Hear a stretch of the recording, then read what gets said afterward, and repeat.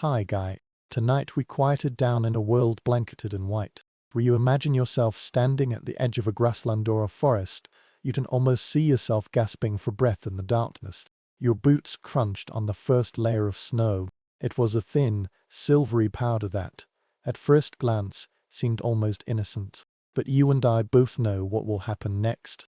Months of cold, long periods of darkness, and tests on both the body and mind. Minus, to be honest, most modern people might not survive for more than a week. So, before you feel comfortable, please take a moment to like and subscribe to the video. But only if you really enjoy what I'm doing here. Hey, since you're here, please tell me your location and local town in the comments. I like to see this little bonfire spread all over the world. Dim the lights now. Let the warmth of the blanket embrace you and follow me into the falling snow.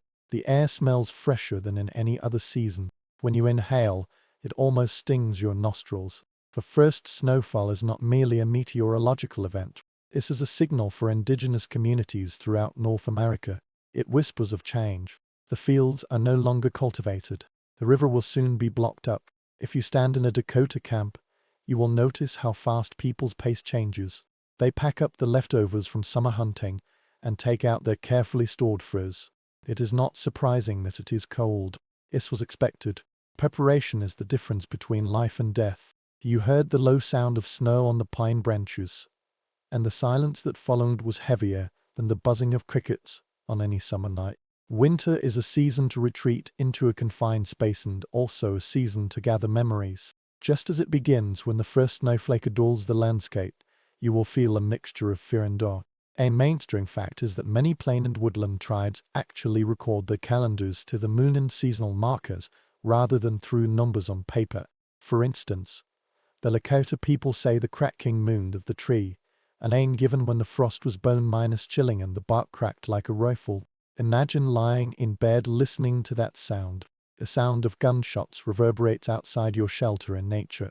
It is not only poetic, but also very practical, reminding us that the heart of winter has truly arrived. That what followed was an even more bizarre gossip, something you might not have expected. Some communities think that snow is a flavor.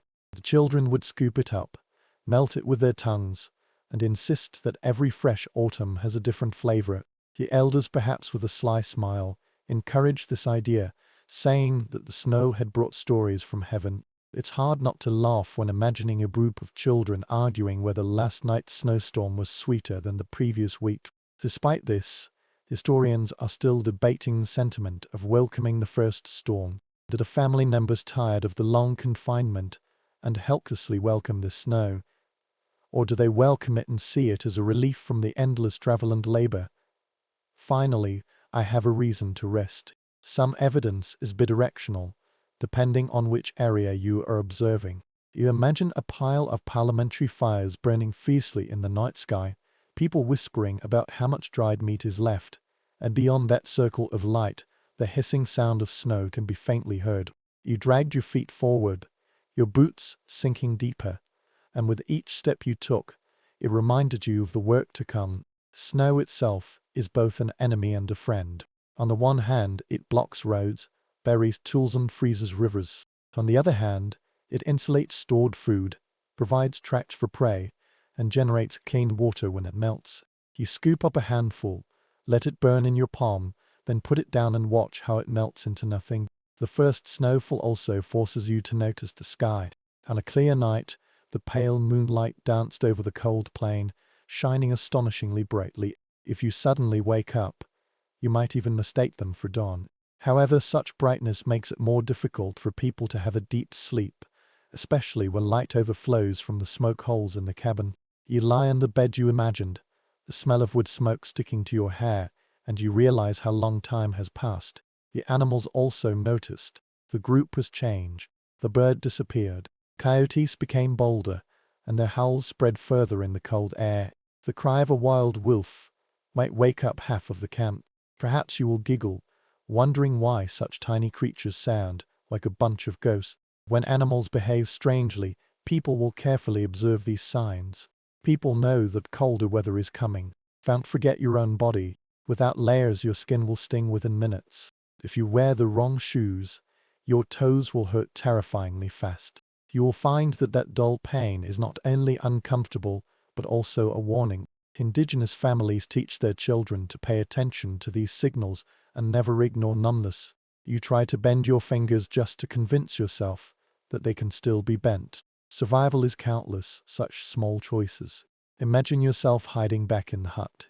Inside, the world changes in an instant. The silence of the snow was replaced by the crackling of firewood, the earthy smell of the earthen walls. The children crowded around their mother, and the older men and women exchanged knowing glances. Another winter has begun. The air was thick and almost damp, with water vapor rising from the wet gloves hanging to dry. You shrugged your shoulders and suddenly felt the warmth of the flames strike your chest like a blessing. At that moment, you recalled why the first snowfall was so important. It's not just a matter of the weather. This is a bell tolling the beginning of the season of patience, wit and endurance. You might even feel a strange sense of calm, knowing that the outside world will also fall silent under its blanket. The rest is what you have prepared, what you have learned, and the people around you. Outside the hut, the snow was still falling, silently covering the path and trapping the fallen leaves from last autumn, making every familiar landmark seem strange. Tomorrow will be different, and the day after tomorrow will be even more different. When winter comes, the underground land will become a memory, and you will have a deeper understanding of this story, following in the footsteps of those who turned survival into an art, facing every cold night with an indomitable spirit. We are still amazed today. The next morning, when you woke up, all around was silent, as if buzzing in your ears. The snow has stopped, but its weight is pressing on the branches, causing them to bend into arches on the narrow path. Breathing in such fresh air, it feels as if tiny crystals are patting through your lungs. You will notice that if you blink too slowly, your eyelashes will quickly stick together. The long winter will continue. Now every choice revolves around an urgent issue. Where will you spend the toughest time? Seasonal migration is not merely for the pursuit of warmth. Although warmth is of course very important, they are about food, shelter and mental balance. Indigenous communities across North America have developed rhythms that reflect the pulse of their land. For instance, Apache people would move from higher and colder mountains to valleys, where animal feed was more abundant. On the plains, herds of Lakota people might follow bison herds southward until the snow accumulates so high that neither people nor animals can move easily. The time must be precise. You left too quickly, when the resources were still nearby. You wasted your strength. If you leave too late, you might be trapped by the snowstorm, and even a mile of travel might feel like an eternity. You imagine yourself standing at the edge of the camp, with your family packing their luggage. The rawhides were tied and flowing under their ties. The dog barked uneasily, sensing the journey ahead. For the lucky ones, sleds or wheelbarrows are dragged behind, carrying animal skins, tools and dry food. For some others, everything is tied to their backs, and their shoulders are bent under heavy pressure. At first the children were laughing, then they sobbed as the cold intensified. The adults were either whispering encouragement or impatiently tearing at each other to keep the group moving forward. A mainstreamed historical fact is that in the thick woodlands of the Northeast, the Iraqi Confederation did not always move far but rather among the longhouses in the forest clearing. Their semi-minus permanent residence enables them to get through the winter without having to frequently. But even so, the hunting team might march out for several days, tracking the deer's tracks in the snow. Each strategy depends on the environment. Deserts, mountains, forests, or plains in the face of the same eternal challenges all require slightly different answers. But here's a strange gossip that will make you smile. Some tribes predict the severity of winter by observing the behavior of muskrats. If muskrats build their huts on abnormally thick walls, people say it means a cruel cold is coming. Imagine you are squatting by a frozen pond, examining a dome made of soil and reeds, nodding seriously as if the animal's choice of buildings were the weather forecast. To be honest, who can refute this? You might trust muskrats more than the sky. Historians are still debating just how uniform these immigration patterns are. Is it that the entire band always travels together, or are some families separated in pursuit of their own wealth? Archaeological evidence shows that the camps are scattered areas indicating greater flexibility than what strict seasonal maps suggest. Perhaps this is a blend of collective movement and individual improvisation, just like the voice you hear now would weigh whether to stay in the team or take a shortcut through the woods. Migration itself is a kind of sensory torture. You trudge through knee-deep snow, feeling the burning sensation in your thighs. With every step you take, you can hear the cracking of frozen earth's crust and smell the pungent odor of sweat mixed with cold air. Sometimes sleet pounded fiercely against the face, feeling as if it were gravel thrown from the sky. Sometimes under the pale winter sun, the snow is so bright that it can temporarily blind one, unless you squint your eyes or wear a cracked eye patch carved from boned or wood. But there are also happy little moments. The children slid down the snow-capped mountain and bark sleds during their break. The women were telling jokes while holding packages. Men test their voices in emptiness, singing to maintain high morale. You can almost hear those deep and steady notes passing through the frozen valley, where the sound echoes strangely, making one sound seem like many. Travel also brings people together. The nights along the migration route turned into miniature villages. Fires dotted the snow-covered clearing. The paling smoke mingled with the stars.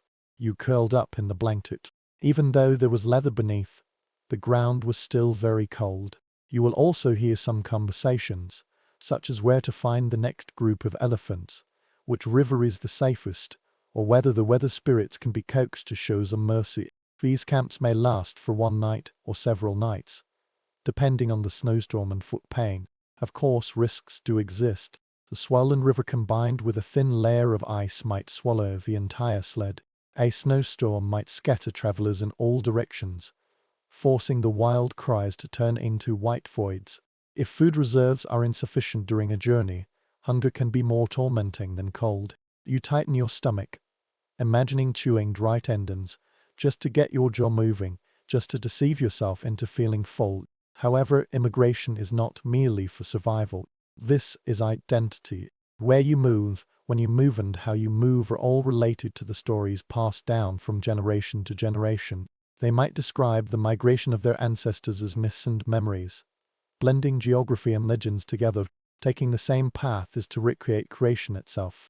Even if your toes hurt and your shoulders numb, you can still feel the pride of following the path your great-grandparents once took. When you reach the chosen wintering ground, which might be a secluded valley, a bend of a river, or a thick forest, you will feel a great sense of relief. The fire rose up, the shelter stood up, and laughter became easier again.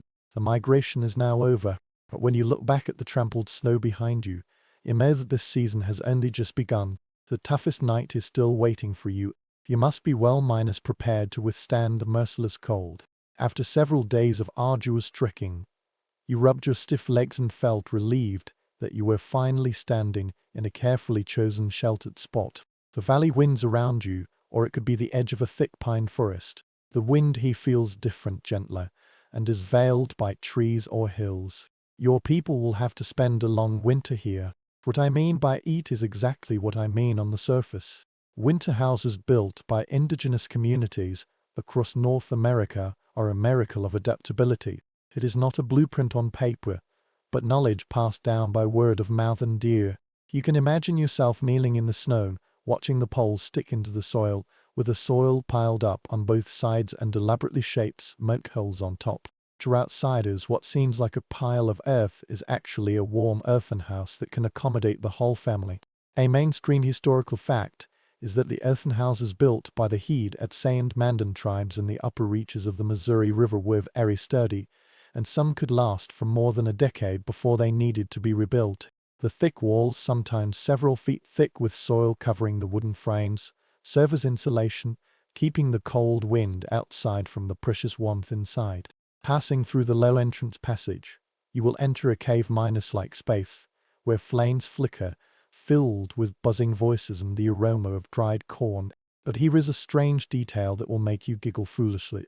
Some earthen houses have decorated roofs. Families might place carved figures, or even animal skulls on them, not only for protection, but also to showcase a bit of style.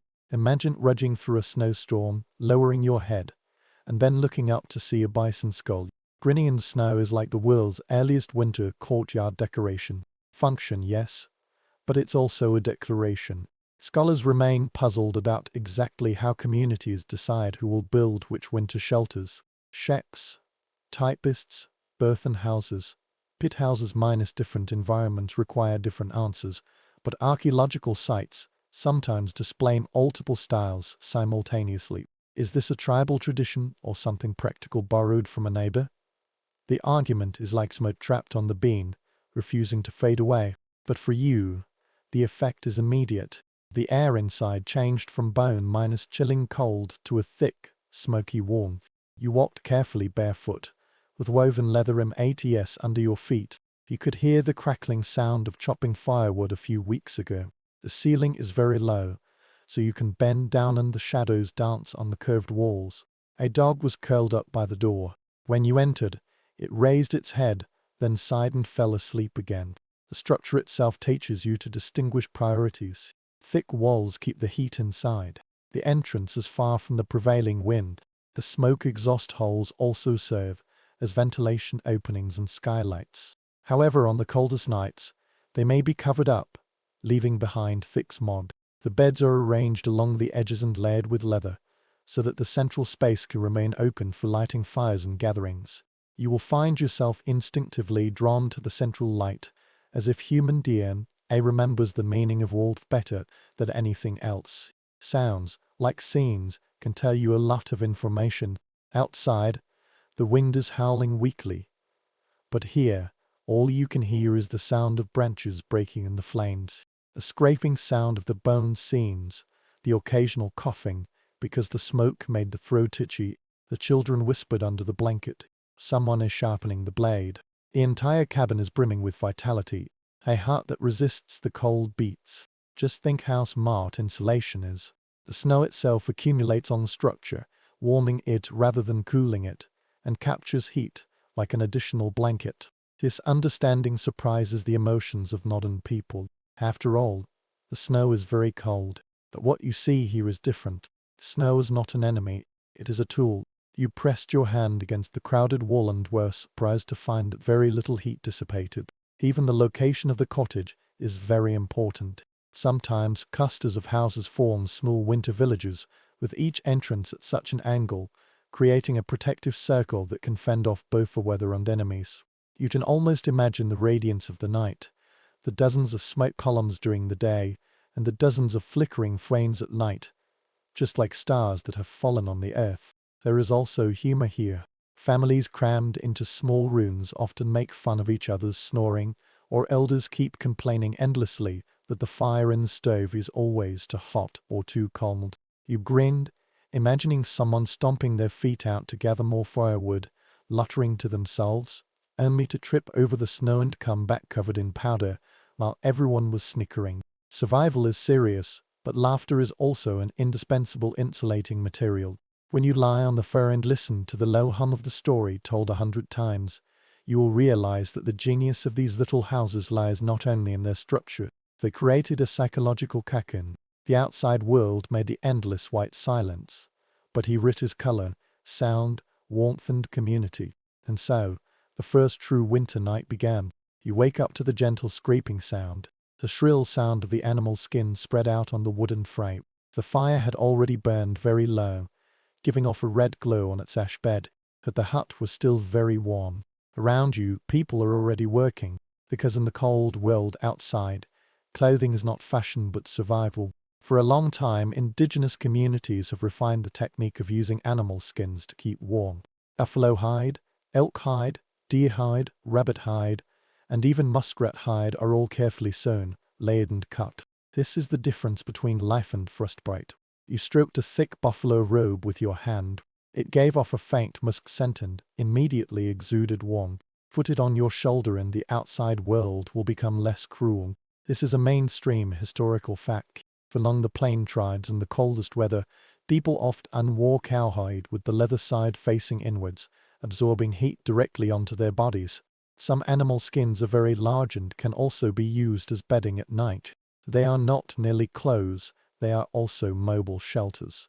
Wrap yourself in it and walk out, and you will carry the warmth of the entire animal. But you can't help smiling at a strange gossip. Rabbit fur is sometimes regarded as the winter clothes of the poor. Why? Because the fur of water buffaloes is very majestic, the fur of elk is very durable, and the fur of rabbits must be pieced together into dozens, or even hundreds of small squares sent together as they are. The result looks a bit patchwork and might even be rather comical. Imagine that you stride into the parliament with your head held high, only to be noticed by everyone. Your robe is made of 100 rabbits. It's useful, yes, but not very prestigious. But it can keep you alive. It's always fashionable to stay alive. Scholars are still debating just how standardized these clothing practices are. Does every band use the same tanning method, or are there significant technical differences? Some archaeologists believe that different regions share common traditions, while others point out that unique sewing styles and decorations are hallmarks of the fingerprints of different cultures. The truth is vague, pieced together like fur, full of variations and subtle differences. You put on the firm Inus-encrusted deer leather shoes and marveled at how they adapted to your feet.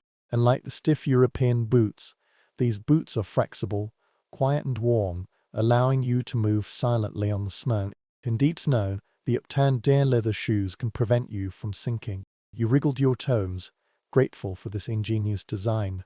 The process of making these clothes is labor in itself. Women scraped off the fat and tissue from the animal skins, rubbed them with the animal's brains to soften them, and then smoked them over fire to protect them from wind and rain.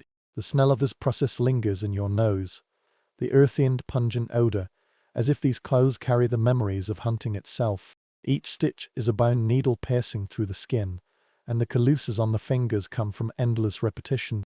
You realize that this is more than just work. It is loyalty to family security. The children were staggering along in a miniature version, but remained warm. The elder, dressed in a layered robe, leaned against the fire and nodded in satisfaction at the young man's craftsmanship. Decorative tassel bees work dyeing porcupine feathers and sometimes decorate winter clothes, but only when the function is guaranteed. You imagine a little girl spinning around to show off her mother's elaborately made headwear, only to be booed back to the fireplace.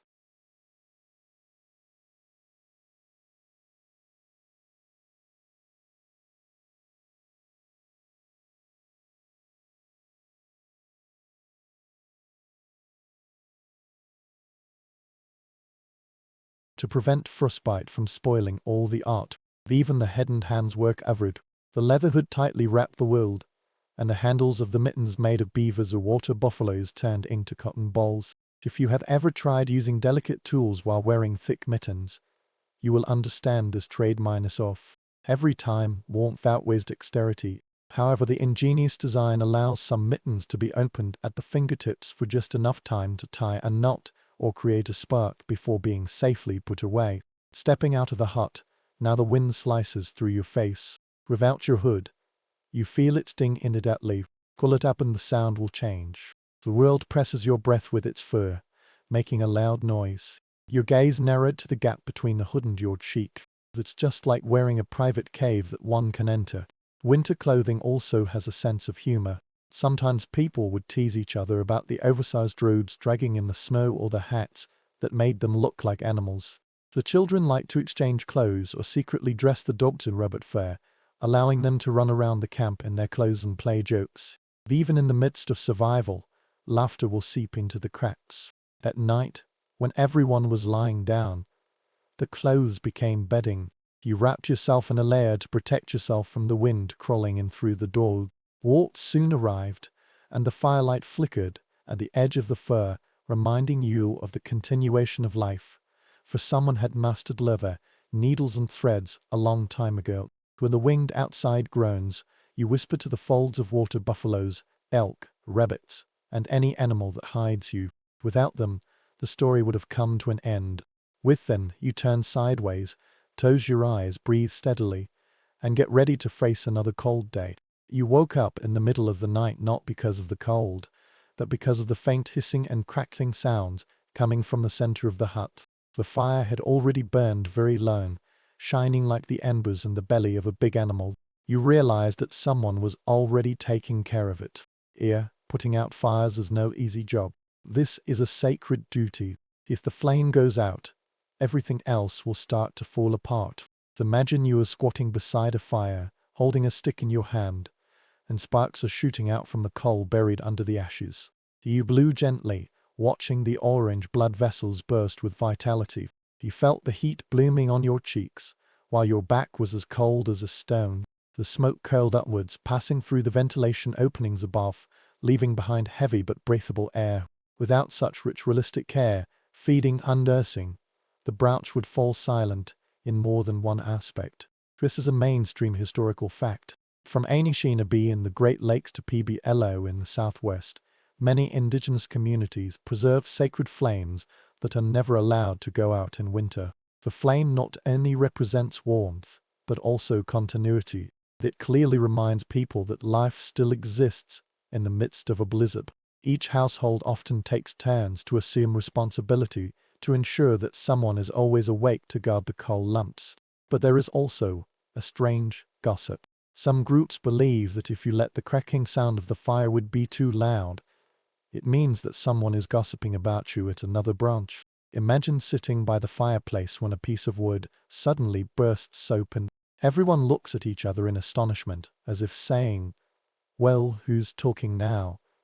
It adds a layer of humor to what was originally a serious matter. Historians are still striving to solve a problem. To what extent is fire prevention practical, and to what extent is it ceremonial? Does every ball of fire a spiritual connection, or merely the actual result of needing hot food and a warm body? Evidence shows that both are present, but it is difficult to distinguish the end of existence from the beginning of spirituality. Perhaps there is no need for separation at all. For those who live like this, warmth itself is a kind of blessing. You added another piece of wood. Listening to the cracking sound, you felt a great sense of relief all over. On a cold night, warmth seeps into the stiff bones, softens the joints and relaxes the breathing. Fire is not merely heat. This is the light of the world. Otherwise, the world would be submerged in endless darkness. Step out. Without it, the stars are sharp and heartless. The snow was black and blue in their glow. Take a step back. The flashing lights paint the walls golden, reminding you that safety is possible. The children would fall asleep watching the sparks float upwards, as if the fire were telling its own story. The elders sitting closest to the fire might fiddle with the coal lumps, while whispering suggestions or warnings. Fire also determines the rhythm of daily life, waking up, cooking, repairing tools, and even laughter, all of which revolve around a stable core of heat. It is both a clock and a compass. You will also imagine its taste. Smoke weaves on your animal skin, hair, and even your skin. After some time, you won't notice it anymore, although strangers might smell it and immediately recognize where you belong. This smell is a sign of status, a symbol of survival, and also some practical tips. To keep the fire burning at night, coal can be buried under the ashes and carefully piled up so that they can smolder until the next morning. If the fire here accidentally goes out, the children might be sent to a nearby hut with glow sticks. You imagine a child running in the snow, holding a torch high and dreading sparks, like a firefly in the darkness. Sometimes fire can also bring danger. The predators lingered at the edge of the light, their eyes flickering slightly, unsure if they were approaching. Raiders can detect smoke plumes even during the day.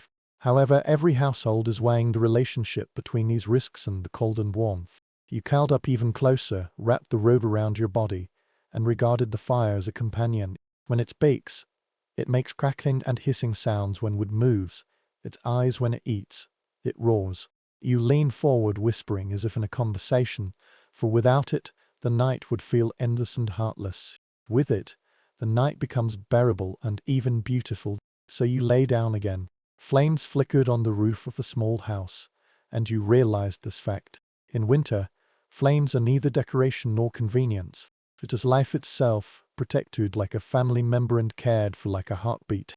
Once it goes out, it is terrifying. When you cleanse your eyes, you silently promise, just as countless people have done before you, to keep the fire burning. In the morning, your stomach crumbles, a low protest that even the warm fire cannot calm you down. The smoke smokes your tongue, but the feeling of hunger is stronger. Outside, snowflakes are glittering with false beauty, concealing the most pressing issues. Since this land lies dormant under the ice, where will the food come from? For indigenous communities, the answer is cautious anticipation. There was no food in January. It must be hunted, gathered, dried and stored with incredible precision several months in advance. You walked out, creaking towards a pit deeply dug in the permafrost. Its top is covered with logs, reeds and snow. The ground itself has been transformed into a pantry and freezer for storing dry corn, pumpkins, beans and meat. You open the lid, and a gust of cold air carries the smell of smoked bison, rich and smoky, even after staying underground for several weeks. This is a mainstream historical fact. Like others, Iraqis relied on underground warehouses to ensure the safety of the Three Sisters corn, beans and pumpkins through the harsh winter. These crops growing in the summer fields are dried and stored, and their nutritional balance forms the basis for their survival. Without them, the long night would be unbearable. But here's a strange little anecdote that might make you grin. Sometimes, children would challenge each other and sneak into the storage pit at night to steal dried berries, only to fall in and be trapped until the next morning. Imagine what kind of laughter or scolding they would let out when a young person was found curled up in a bean bag with a guilty smile on his face. However, scholars are still debating just how common and reliable these pits are. Some people believe that underground storage is risky in flood-prone areas, while others insist that people have adapted to garbage and covered with raised grains or bark. Archaeology shows that both are present, which indicates that humans have unlimited flexibility in the fight against hunger. The warehouse itself tells a story of a ritual. Food is not simply poured into the hole. It is packaged very carefully. Spread a layer of grass on the meat to keep it dry. Corn tied in a woven shell. The berries are sealed in earthenware jars. The coldness of the earth prevents mold and decay. You put your hand into the hidden object. Feel the texture of the dried nuts, smooth and firm, and marvel at the meticulous planning behind each handful of nuts. Some families also store their meat at a higher ground level on platforms tied to trees to avoid attacks from wolves and bears.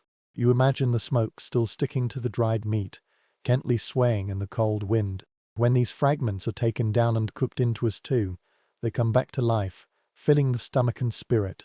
Oh, and their stew. Imagine yourself sitting by the fire with a clay pot simmering, and the aroma of venison mingled with roasted corn and dried pumpkin. Just the fragrance alone will make you forget how long the night is. Thick, rich and full.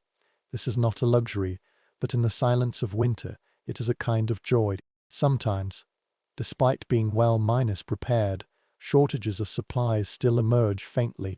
The hungry moon later in winter is notorious for emptying pits too early. People chew leather, drink soup made from bones that have been cooked once, and even gnaw on tree bark chips. The body has become thinner, but the spirit tenaciously persists, waiting for the first fall. Food stores also play a role in trust. The pitfall of a family is not only food but also status. Those who are well-prepared can share, gain gratitude from alliances. Those who fail may beg or face disgrace. You can feel how the portion of each bite of food goes beyond your stomach, influencing the relationships and reputation of the entire village. There are still some tricks you might not expect. Sometimes fish are dried in the sun, ground into powder and mixed with berries to make portable cakes. Fat extracted from water buffaloes or bears is mixed with dried meat and fruits to make dense, greasy and long-lasting pancakes. Imagine that you are holding an iron bar as heavy as a stone in your hand, knowing that it has the strength to keep you going for another day. Take a step back from the pit, seal it again, and you will notice a different view. Every pile of snow may hide food. Every tree can shade the smoked meat. Every small house and every hiding place is part of a network which is designed to ensure survival in winter. This is like living in a huge jigsaw puzzle where each piece must be in place before its nose. Back in the room, the bowls were distributed out. You sipped slowly, the stewed soup warming your throat and chest, and gratitude welled up throughout your body. You know, without the farsightedness of summer and the wisdom buried in these pits, you would stare at the cold emptiness outside, waiting for hunger to drain you out. On the contrary, you breathe steam out of the bowl. Let it cover your eyelashes and whisper thanks to those who filled the earth with food long before the snow arrived.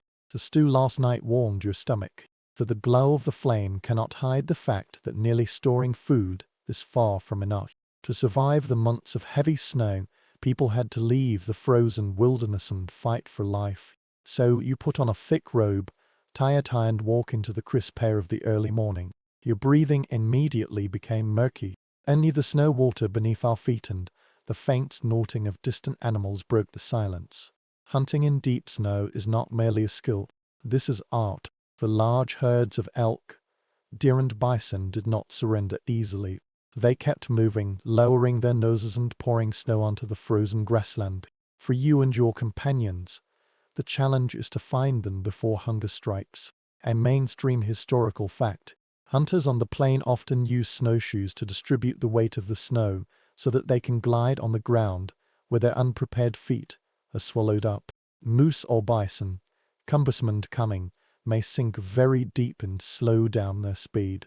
This advantage, though insignificant, means whether one returns home with meat or empty, minus-handed. You can feel the traction of the leather straps on your ankles and the springs of the willow trees beneath your feet. Jump carefully on the white powder with each step. Here's a strange anecdote.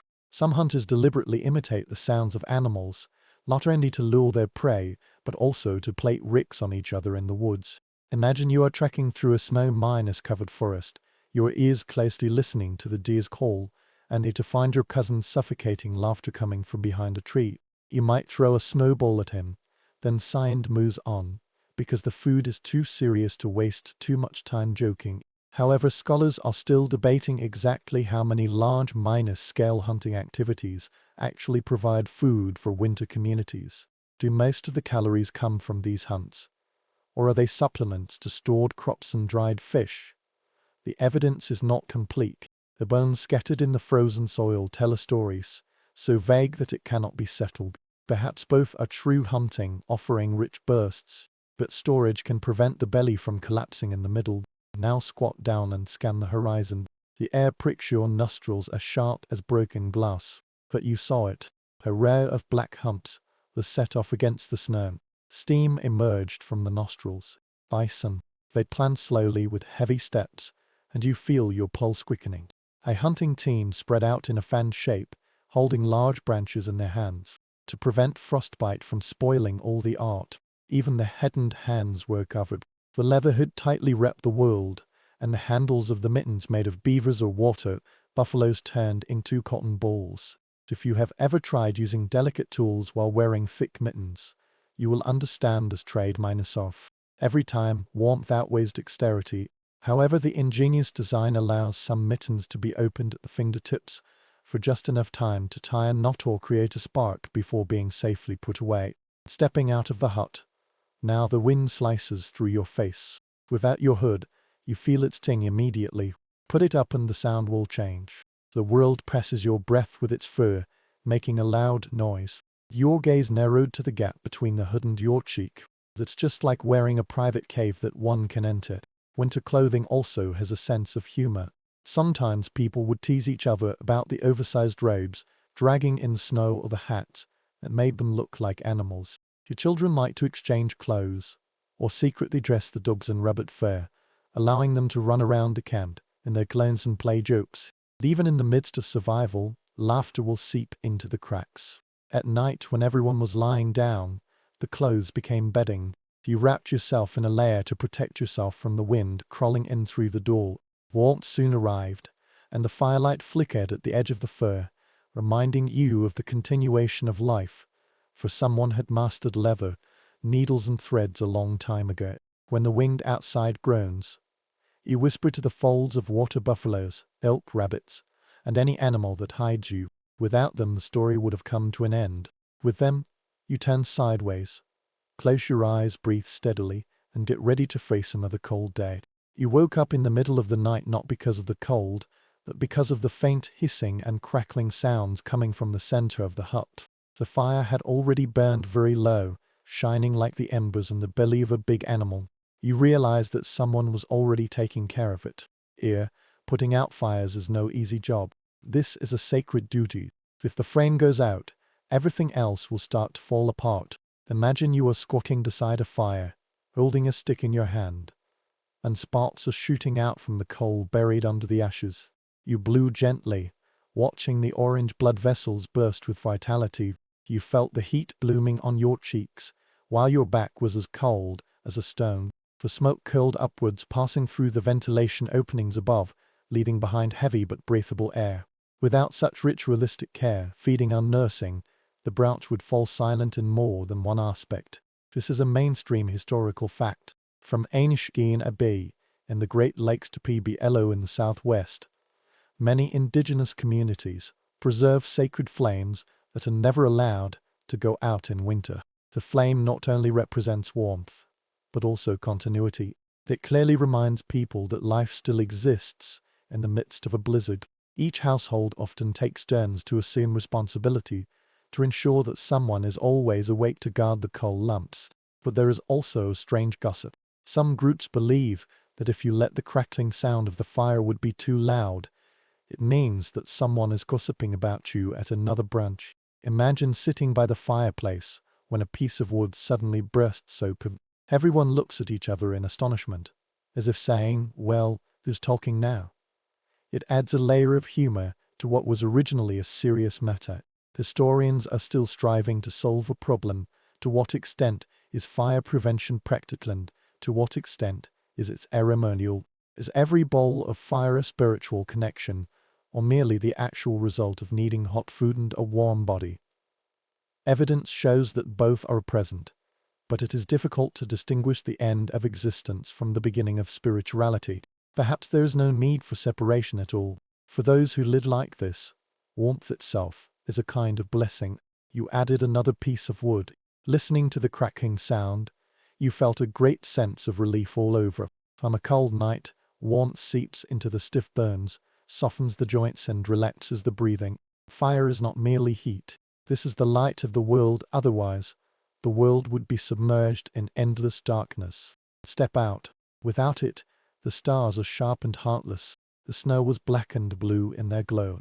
Take a step back. The flashing lights paint the walls golden, reminding you that safety is possible. The children would fall asleep watching the sparks float upwards, as if the fire were telling its own story. The elders sitting closest to the fire might fiddle with the coal lumps, while whispering suggestions or warnings. Fire also determines the rhythm of daily life. Waking up, cooking, repairing tools, and even laughter, all of which revolve around a stable core of heat. It is both a clock and a compass. You will also imagine its taste. Smoke weaves on your animal skin, hair, and even your skin. After some time, you won't notice it anymore, although strangers might smell it and immediately recognize where you belong. This smell is a sign of status, a symbol of survival, and also some practical tips to keep the fire burning at night. Coal can be buried under the ashes and carefully piled up so that they can smolder until the next morning. If the fire here accidentally goes out, the children might be sent to a nearby hut with glow sticks. You imagine a child running in the snow, holding a torch high and dragging sparks like a firefly in the darkness. Sometimes fire can also bring danger. The predators lingered at the edge of the light, their eyes flickering slightly, unsure if they were approaching. Raiders can detect smoke plumes even during the day. However, every household is weighing the relationship between these risks and the cold and warmth. You curled up even closer, wrapped the robe round your body, and regarded the fire as a companion. For it speaks, it makes crackling and hissing sounds when wood moves. Its eyes when it eats, it roars. You lean forward, whispering as if in a conversation, for without it, the night would feel endless and heartless. With it, the night becomes bearable and even beautiful. So you lay down again. Flames flickered on the roof of the small house, and you realized this fact. In winter, flames are neither decoration nor convenience. It is life itself, protected like a family member and cared for like a heartbeat. Once it goes out, it is terrifying. When you close your eyes, you silently promise, just as countless people have done before you, to keep the fire burning. In the morning, your stomach crumbles, a low protest that even the warm fire cannot calm you down. The smoke smotes your tongue, but the feeling of hunger is stronger. Outside, Snowflakes are glittering with false beauty, concealing the most pressing issues. Since this land lies dormant under the ice, where will the food come from? For indigenous communities, the answer is cautious anticipation. There was no food in January. It must be hunted, gathered, dried and stored with incredible precision several months in advance. You walked out, creaking towards a pit deeply dug in the permafrost. Its top is covered with logs, reeds and snow. The ground itself has been transformed into a pantry and freezer for storing dry corn, pumpkins, beans and meat. You open the lid, and a gust of cold air carries the smell of smoked bison, rich and smoky, even after staying underground for several weeks. This is a mainstream historical fact. Like others, Iraqis relied on underground warehouses to ensure the safety of the Three Sisters corn, beans and pumpkins through the harsh winter. These crops growing in the summer fields are dried and stored, and their nutritional balance forms the basis for their survival. Without them, the long night would be unbearable. But here's a strange little anecdote that might make you grin. Sometimes, children would challenge each other and sneak into the storage pit at night to steal dried berries, only to fall in and be trapped until the next morning. Imagine what kind of laughter or scolding they would let out when a young person's found curled up in a beanbag with a guilty smile on his face. However, scholars are still debating just how common and reliable these pits are. Some people believe that underground storage is risky in flood-prone areas, while others insist that people have adapted to garbage bins covered with raised grains or bark. Archaeology shows that both are present, which indicates that humans have unlimited flexibility in the fight against hunger. The warehouse itself tells the story of a ritual. Food is not simply poured into the hole. It is packaged very carefully. Spread a layer of grass on the meat to keep it dry, corn tied in a woven shell. The berries are sealed in earthenware jars. The coldness of the earth prevents mold and decay. You put your hand into the hidden object, feel the texture of the dried nuts, smooth and firm, and marvel at the meticulous planning behind each handful of nuts. Some families also store their meat at a higher ground level on platforms tied to trees to avoid attacks from wolves and bears. You imagine the smoke still sticking to the dried meat, gently swaying in the cold wind. When these fragments are taken down and cooked into a stew, they come back to life, filling the stomach and spirit. Oh, and their stew. Imagine yourself sitting by the fire, with a clay pot simmering, and the aroma of venison mingled with roasted corn and dried pumpkin. Just the fragrance alone will make you forget how long the night is. Thick, rich and full. This is not a luxury, but in the silence of winter, it is a kind of joy. Sometimes, despite being well-prepared, shortages of supplies still emerge faintly. The hungry moon later in winter is notorious for emptying pits too early. People chew leather, drink soup made from bones that have been cooked once, and even gnaw on tree bark chips. The body has become thinner, but the spirit tenaciously persists, waiting for the first thaw. Food stores also play a role in trust. The pitfall of a family is not only food but also status. Those who are well-prepared can share, gain gratitude and from alliances.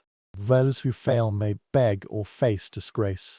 You can feel how the portion of each bite of food goes beyond your stomach, influencing the relationships and reputation of the entire village. There are still some tricks you might not expect. Sometimes fish are dried in the sun, ground into powder and mixed with berries to make portable cakes. Fat extracted from water buffaloes or bears is mixed with dried meat and fruits to make dense, greasy and long-lasting pancakes.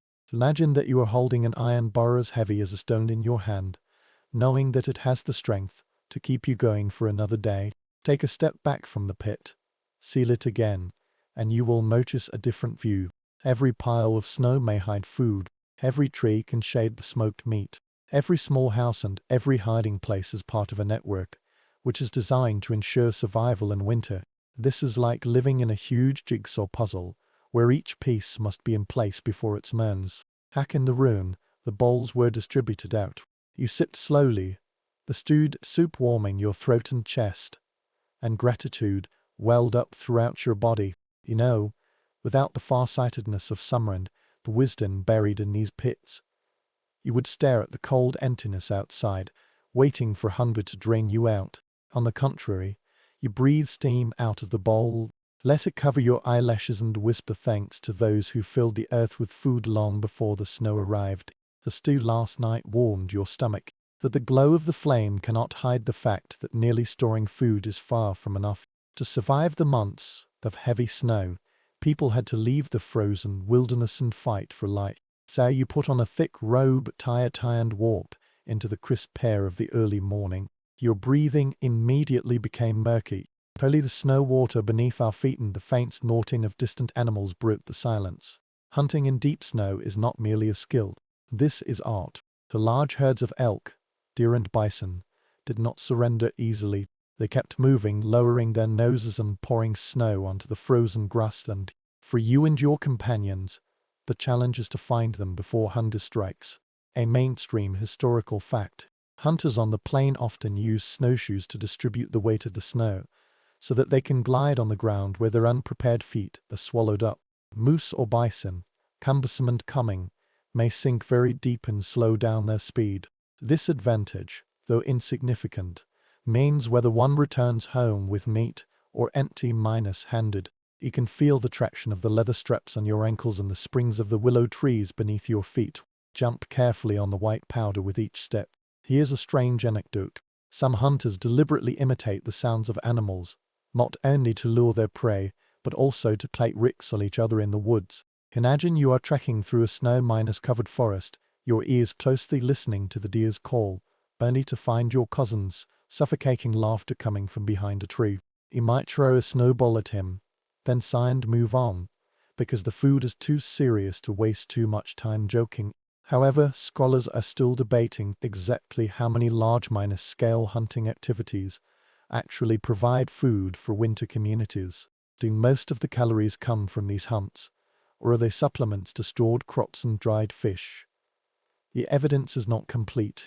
The bones scattered in the frozen soil tell a story so vague that it cannot be settled. Perhaps both are true hunting, offering rich bursts. That storage can prevent the belly from collapsing in the middle. Now squat down and scan the horizon. The air pricks your nostrils as sharp as broken glass. But you saw it. A row of black humps was set off against the snow. Steam emerged from the nostrils. Bison. They plan slowly, with heavy steps, and you feel your pulse quickening. A hunting team spread out in a fan shape, holding large branches in their hands. The feathers on the arrows had become hard from the frost. Chasing is cruel. The snow is dragging your calves. The arrows roared into the animal skin. The wild ox charged forward, roared and crashed into the heavy snow. As they tried to escape, the ground was trembling, but the snow slowed them down and the hunters pressed forward. You feel the heat in your chest. The beads of sweat on your temples freeze. Your muscles and willpower collide in this cold theater, fear and excitement interwoven. When the beast finally fell, the silence was shocking. The hissing and crackling chaos vanished into the still air. The hunter knelt down, his hands briefly placed on the side of the animal, and whispered respectful words.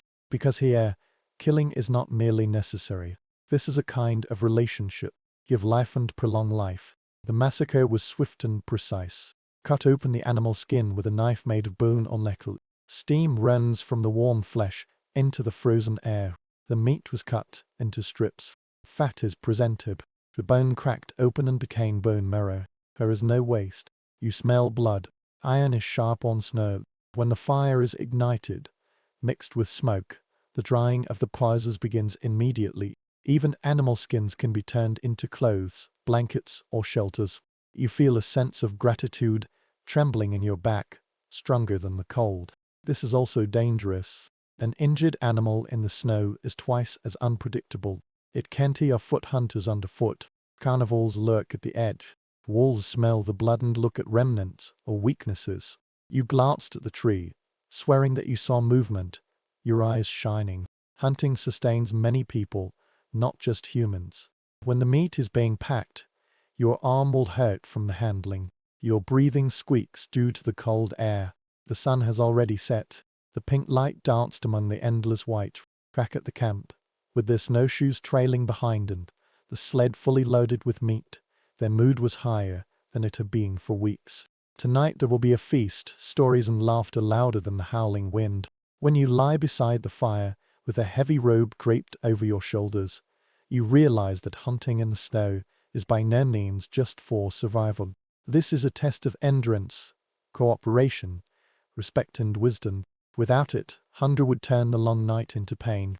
With it, the world will once again become rich, even if only temporarily. Your breath swirled in the air, and dawn turned into a pale blue morning. The snow was creaking underfoot, but today's task was not to track the bison in the snowdrifts. On the contrary, you walked towards a frozen river, where the world was still beneath a hard ice shell. There was a faint smell of water in the air, even under the thick snow.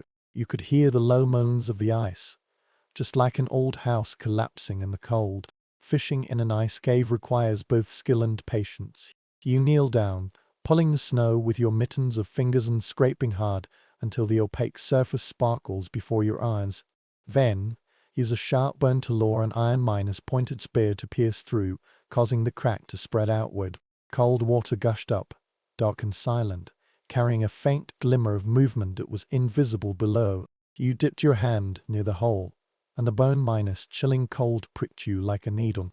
Even if it's just one more second, your skin will turn purple with pain. This is a mainstream historical fact. The Ojibwe Cree are among the ethnic groups that have perfected ice fishing. They use hooks carved from bones or antlers to lay down heavy fishing lines.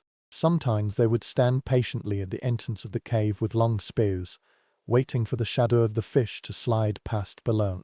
This patience is rewarded with pike, sturgeon or sea bass, which are as precious as gold in the months of poor harvest. Here's a little anecdote that will make you laugh. Some communities throw shiny copper beads or shells into the holes, not only as bait but also as offerings to the water god.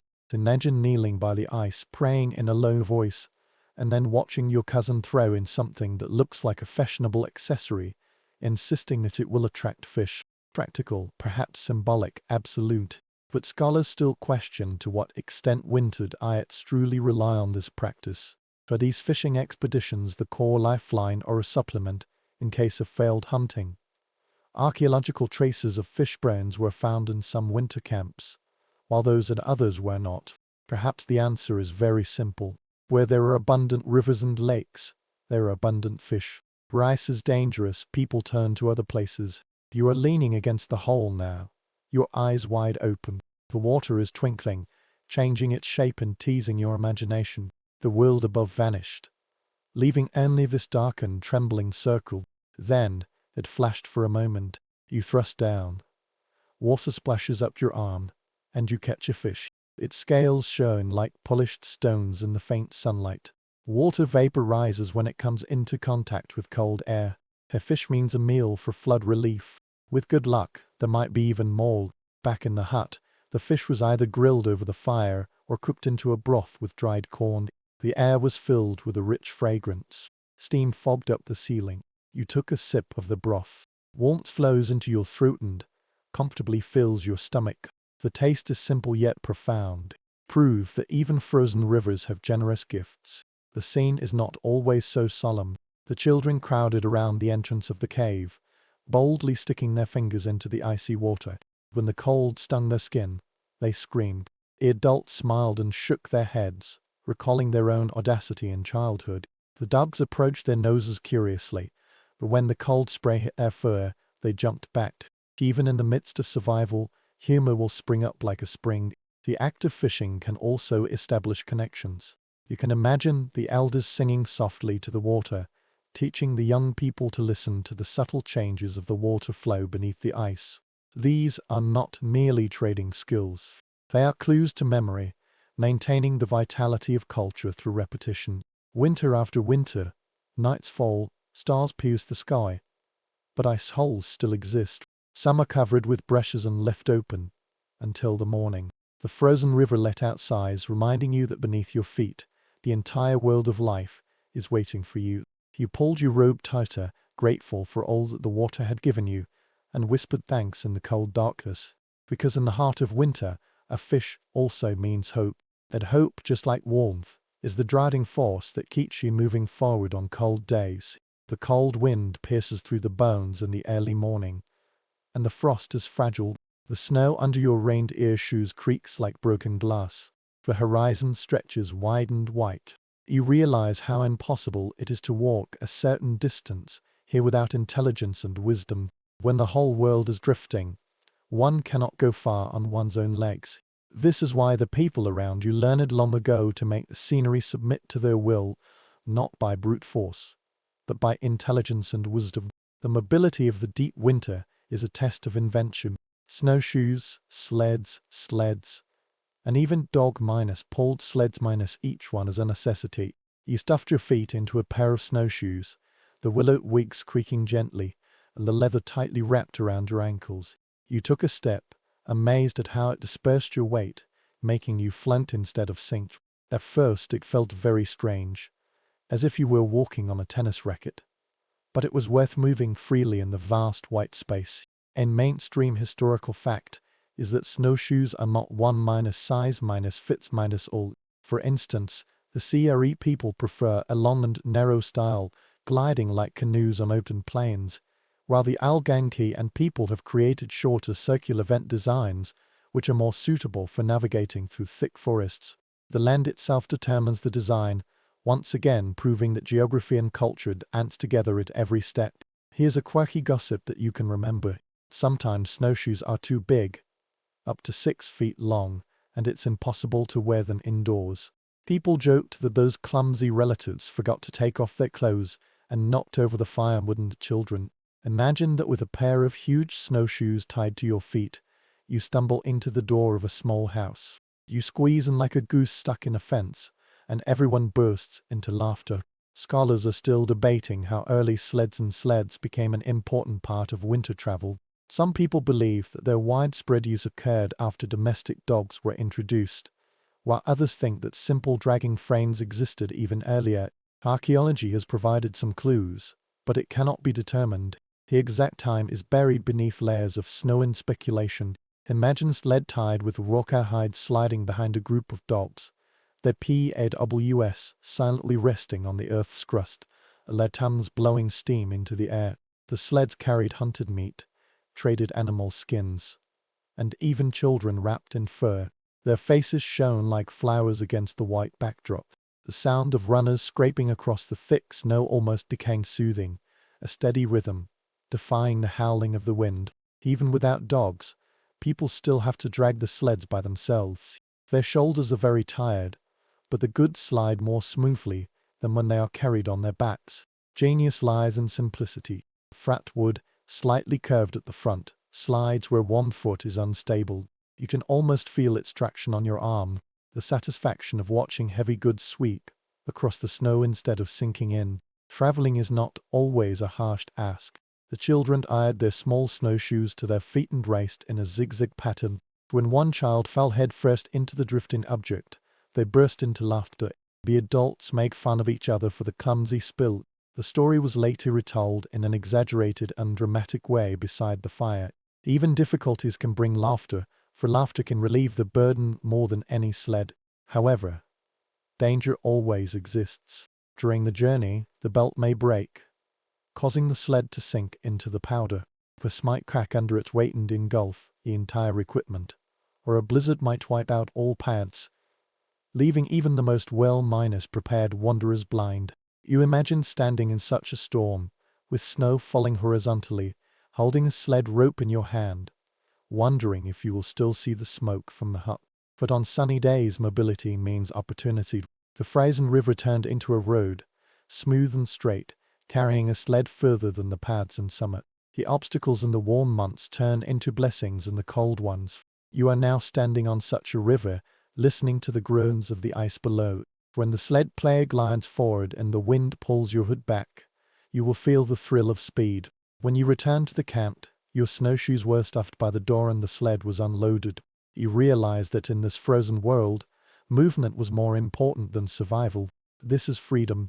Without these inventions, winter would trap you in a valley, making you a captive of snow. With them, you can hunt, trade, visit relatives, and remind yourself that this land might be frozen, but you will never be truly trapped. The snow outside is very deep and the world is silent. But in the village, there was a different voice. Laughter, sharp and bubbling, bounced back on the walls of the hut. This is the sound of children playing. Survival may require seriousness, but children are adaptable and restless, always finding ways to make the toughest winter sparkle with joy. Games are not only a form of entertainment, but also a form of training.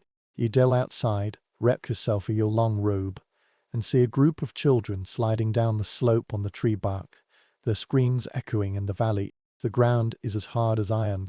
The air was so cold that it stung. However, their faces were flushed with joy.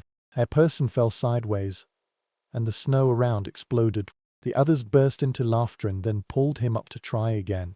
A mainstream historical fact. In many indigenous communities, winter is the time when children learn by playing games that imitate adult skill. The boys practiced shooting snow targets with small bows, while the girls played house with miniature cookware and baby cradles. These are not idle toys. When it was their turn, they taught them how to feed, protect and raise. He is a strange behind Minos, the Minos scene story to warm up the atmosphere. To some groups, children made snow snakes, carved and polished smooth branches, and then threw them along icy tracks to see who could slide the farthest. Imagine a row of children, squinting their eyes and concentrating intently. When one snake slides a few yards past the others, they scream, curling under pure mix of chaos, or all on the frozen ground. Historians are still debating how much formal teaching there is in winter compared to summer. A winter competition's mainly practical training disguised as entertainment, or rare opportunities for pure entertainment. The oral tradition implies both, leaving us unsure whether the children are conscious apprentices or just fortunate beneficiaries of furtive education. The sensory details are vivid. The creaking sound of snow beneath the running feet, the cracking of tiny toxoplasmogondi, and the metallic smell of the overly rapid cold air inhaled during the chase. As the game went on for several hours, breathing was like a smoke signal, and the mittens became heavy from the wet snow. The dog barked amid the commotion, sometimes joining in to steal sticks or jump along with the slipping child. Games are also very popular in hotels. Dice made of bones, plum stones or carved wood clattered on the mat. Both adults and children bent down to watch. The air was filled with groans of disappointment and bursts of laughter, brought by sudden strong winds. These competitions carry more than just entertainment. They are the bonds of blood ties, keeping the mind sharp and invigorating when the cold is about to suffocate joy. Don't forget riddles and tongue twisters. Imagine a grandmother challenging her child in the firelight, her eyes twinkling as she weaves riddles about the souls of animals, stars or snow. The children fumbled around, giggled foolishly and guessed. Finally, when she gave a sly smile, they burst into laughter. His word games expand memory and wisdom, keeping language alive, just as any bending exercise keeps hands stable. Even on the coldest night, you can still feel the warmth of laughter. Its insulating property is as genuine as a buffalo robe, because when children are playing, adults remember why they have to endure, not just for the survival of the next generation, but for happiness. When night fell, the children were exhausted, their cheeks flushed and their voices hoarse from shouting. They hid beside the fire, still giggling softly, and gradually fell asleep as the snow snake and the sliding hills echoed in their dreams. You will realize that even in seasons of hunger and hardship, the heart of a community beats most intensely in the laughter of children. Night falls very early. It's always like this in winter. Before you even feel the start of a new day, the sun has already set. The village fell silent, with only the sighs of the wind blowing against the walls of the small houses and the crackling of the firewood. Then, when the stomach was stuffed with stewed meat and the robe was tightly wrapped, the room fell silent. Everyone moved closer, their eyes catching the firelight, for it was time for the long winter gifts to tell stories. Telling stories is not merely for entertainment. It is an interweaving of memory, education, entertainment and prayer. Imagine yourself sitting cross-legged on a mat with your knees together, surrounded by the earthy smell of leather, and smoke lazily curling towards the vent. The storyteller cleared his throat, perhaps giggling or lowering his voice to a terrifying whisper. In an instant, the little house changed. A mainstream historical fact is that winter is the traditional season for many indigenous people to tell sacred stories. For the Lakota, the Iraqis and others, stories about swindlers, Elves and creations only spread during the long nights when farming and travel ceased. Its rhythm ensures that the stories are not lost and also endows them with a special weight. They belong to the silent snow. At here is a strange gossip. Some storytellers use props. The gentle brushing of the fur robe turned into the swishing sound of a fox's tail, or a carved stick transformed into an elf scepter. Imagine an old man dramatically waving his mittens, and children happily screaming, pretending to see the whole world in this simple gesture. Historians are still debating how much room storytellers have for improvisation. Are stories fixed, repeated word for word over the centuries? Or do each narrator distort them with humor, local references, or personal flashes? Evidence shows that both exist, with some core myths remaining rigid while side stories are curved like smoke in a firelight. Now you hear a voice, deep and rhythmic, telling the story of a swindler who stole fire from the sky. When the fraudster's conspiracy was exposed, the small room was filled with gasps and laughter. The children leaned forward, their eyes wide open, while the adults smiled knowingly, recalling the times when they had been charmed by these words. The flames crackled at just the right moment, as if they had joined the performance. Stories also have layers. Under the ridicule of the coyote's comical actions and the awe of the star heroes, there are some lessons. Respect the land, share food and respect family ties. When you listen, you will realize that these are not bedtime fairy tales, but survival blueprints wrapped in entertainment. The sensory experience lingers on. The warm fire slaps your calves, the cold wind brushes against your neck, and shadows dance on the walls of the hut. The story reaches its climax. The storyteller paused for a moment to allow the silence to continue, and then came to the end of the story, with everyone exhaling as if it were a breath. After that, a smaller sound will follow the rhythm. The children were told the story in bits and pieces, adding giggles or changing the ending for fun. Laughter rang out again, mingled with the continuous sound of the wind outside. You lay back, your robe pulled tightly, and the mischievous tricks still danced in your mind. At that moment, you understand that winter is bearable, not only because of food and fire, but also because of stories. They are the fireplace of the soul, warming you against the darkness and lulling you to sleep with the echoes of your ancestors' voices.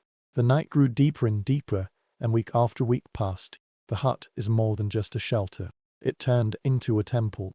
One morning when you woke up, you heard a deep voice, a weighty one. You noticed that people's movements were different. I wasn't joking casually today. Instead, the rounds were brushed clean. The faces were smeared with ashes or ochre, and offerings were collected. Midwinter has come, and with it comes a new ritual. When you step outside, the air itself feels heavier. The sun hung low, its light water and distant. It casts a long shadow over the endless white. However, inside the camp, the flames burned even brighter, and with the addition of extra firewood, they blazed fiercely. Today, this is not only warmth, but also a symbol. The breath depends on flames, on breathing, and on rhythm. This is a mainstream historical fact. Many indigenous communities use rituals to mark the middle of winter to ensure a balance among people, animals, and invisible forces.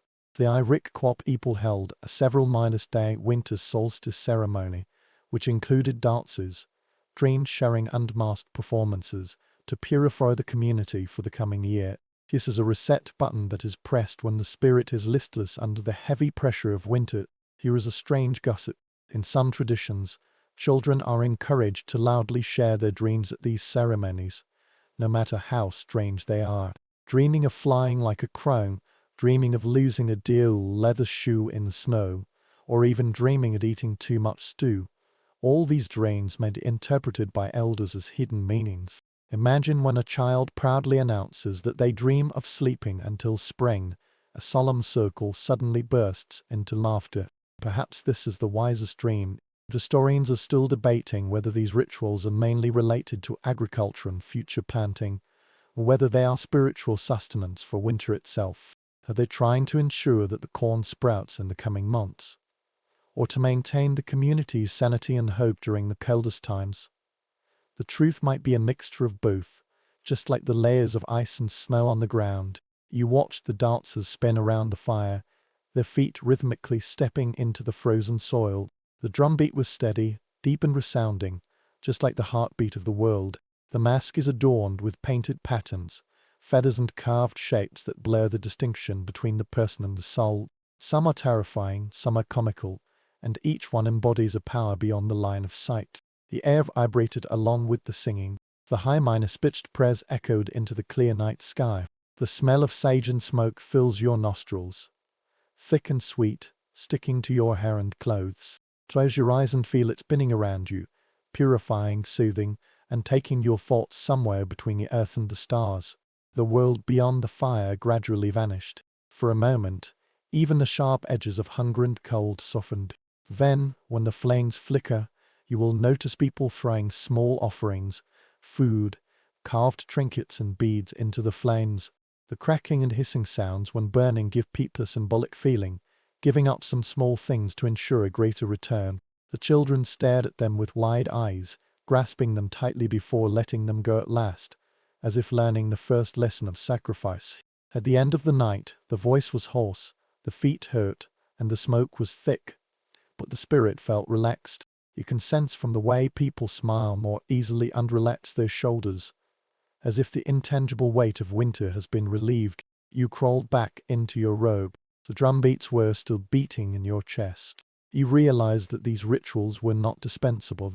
They are as indispensable as long roads for storing food and keeping warm. Without them, cold would not invade the body but the soul. With them, people can endure. So you gradually fell asleep and your heart calmed down. A flickering flames, interwoven with the memories of masks and inns, take you deep into the frozen night. The snow outside had hardened into a hard crust, and every step made a creaking sound like broken glass. The sun was weak, and the pale spots of light could hardly warm your face. In the small house, the fire seemed to be smaller than it was a few weeks ago. The first thing you notice is your stomach, that slow and hollow pain that will never go away. It's the end of winter now. You have entered this season. The ancient moon was called the moon of hunger. The hungry moon is notorious. For February or March, cash began to dry up. The meat dried in the summer is almost gone. The bottom of the corn box was exposed, and the last shriveled berries had long been chewed into a paste. Everyone felt it. Children become quieter, the elderly become thinner, and adults become irritable because of hunger. When the bowl is half full rather than full, you can almost hear its sighs. A mainstream historical fact. Many northern tribes explicitly named their months after this tribulation. The Lakota people Sakan Opwi, which is the moon of cracked trees due to the cold, overlapping with the season of hunger, while the Algonquin people take February as the moon of hunger itself. These names are not poetic exaggerations. They are straightforward records of the struggle engraved on the calendar. Here is a strange gossip.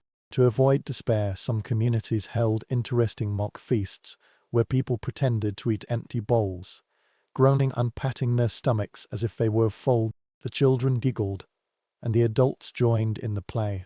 For a moment, hunger turned into a drummer, a joke to keep warm. Imagine how easy it would be to hear laughter echoing in a small house with scarce food. Scholars are still debating whether famine is widespread or sporadic. Archaeological sites have shown both evidence of malnutrition and signs of material abundance, which has led researchers to debate, is hunger month inevitable every year or only in the most difficult years? Oral history tends to favor the former, insisting that this is a cycle that everyone must learn to endure. You depict sensory reality, the metallic flavor of the broth made from bones that have been used before. The cooked animal skin is as soft as leather when chewed and is good enough to swallow. The bitterness of the bark bitten off from the branch. Imagine it and your stomach will tense up. But you will also be in awe of the creativity that sustains life when the cabinets are empty. However, hunger taught a lesson. It taught people patience, temperance and gratitude. It reminds people that survival is not a guarantee. It was won through farsightedness, mutual sacrifice and tenacity. In these hard days, people in the community drew closer, exchanging a few bites of chicken skin pancakes or a few bowls of thin corn soup with each other. So no one, not even the weakest, felt completely empty. However, there is also a dark side. Sometimes, people would find to a rage and their whispers would spread throughout the entire branch. Imagine how nervous it would be to find a food pit disturbed, only to realize that it's a neighbor who is desperately trying to feed their child. Kindness and anger struggle in the heart that has already been crushed by hunger. On a clear night, people look up at the sky for comfort. The hungry moon was cold and bright. Its light fell on the snow like silver paint. Every household pointed at it and shouted its name loudly, reminding each other that hunger was only temporary and the cycle would reverse. The moon itself has become a promise. Just hold on a little longer, and spring will come back. By the fire, my stomach aches, but my voice is soft. The stories of our ancestors, survival in the harsh winter, their more detailed tales, are retold with reverence. The children curled up beside their mother, not only listening to her words but also to their steady heartbeats. You pulled your robe tighter, feeling a pain in your stomach with a clear understanding. Realizing that although hunger is cruel, it is also a teacher. It engraves humility, unity and respect in the very bones of those who endure it. When you finally close your eyes, you murmur to yourself the words that you have been praying in silence for centuries. Let this hungry moon pass quickly. The nights are now incredibly long. Each dark hour overlaps with the next until you forget the time. Hunger, silent oppression, the outside world is only white and shadow. It was precisely in this desolation that something unexpected happened. Your mind begins to wander beyond your body. You find yourself staring at the flames, your eyes unfocused. Suddenly, the flames blur into various shapes, illusions, and whispers. The closed and empty winter becomes the best season to pursue dreams. Isolation can break down barriers. At night, you step out of the house, with snow creaking beneath your feet and a heavy robe draped over your shoulders. The stars are so sharp that they almost buzz, and the constellations are brighter than any summer sky.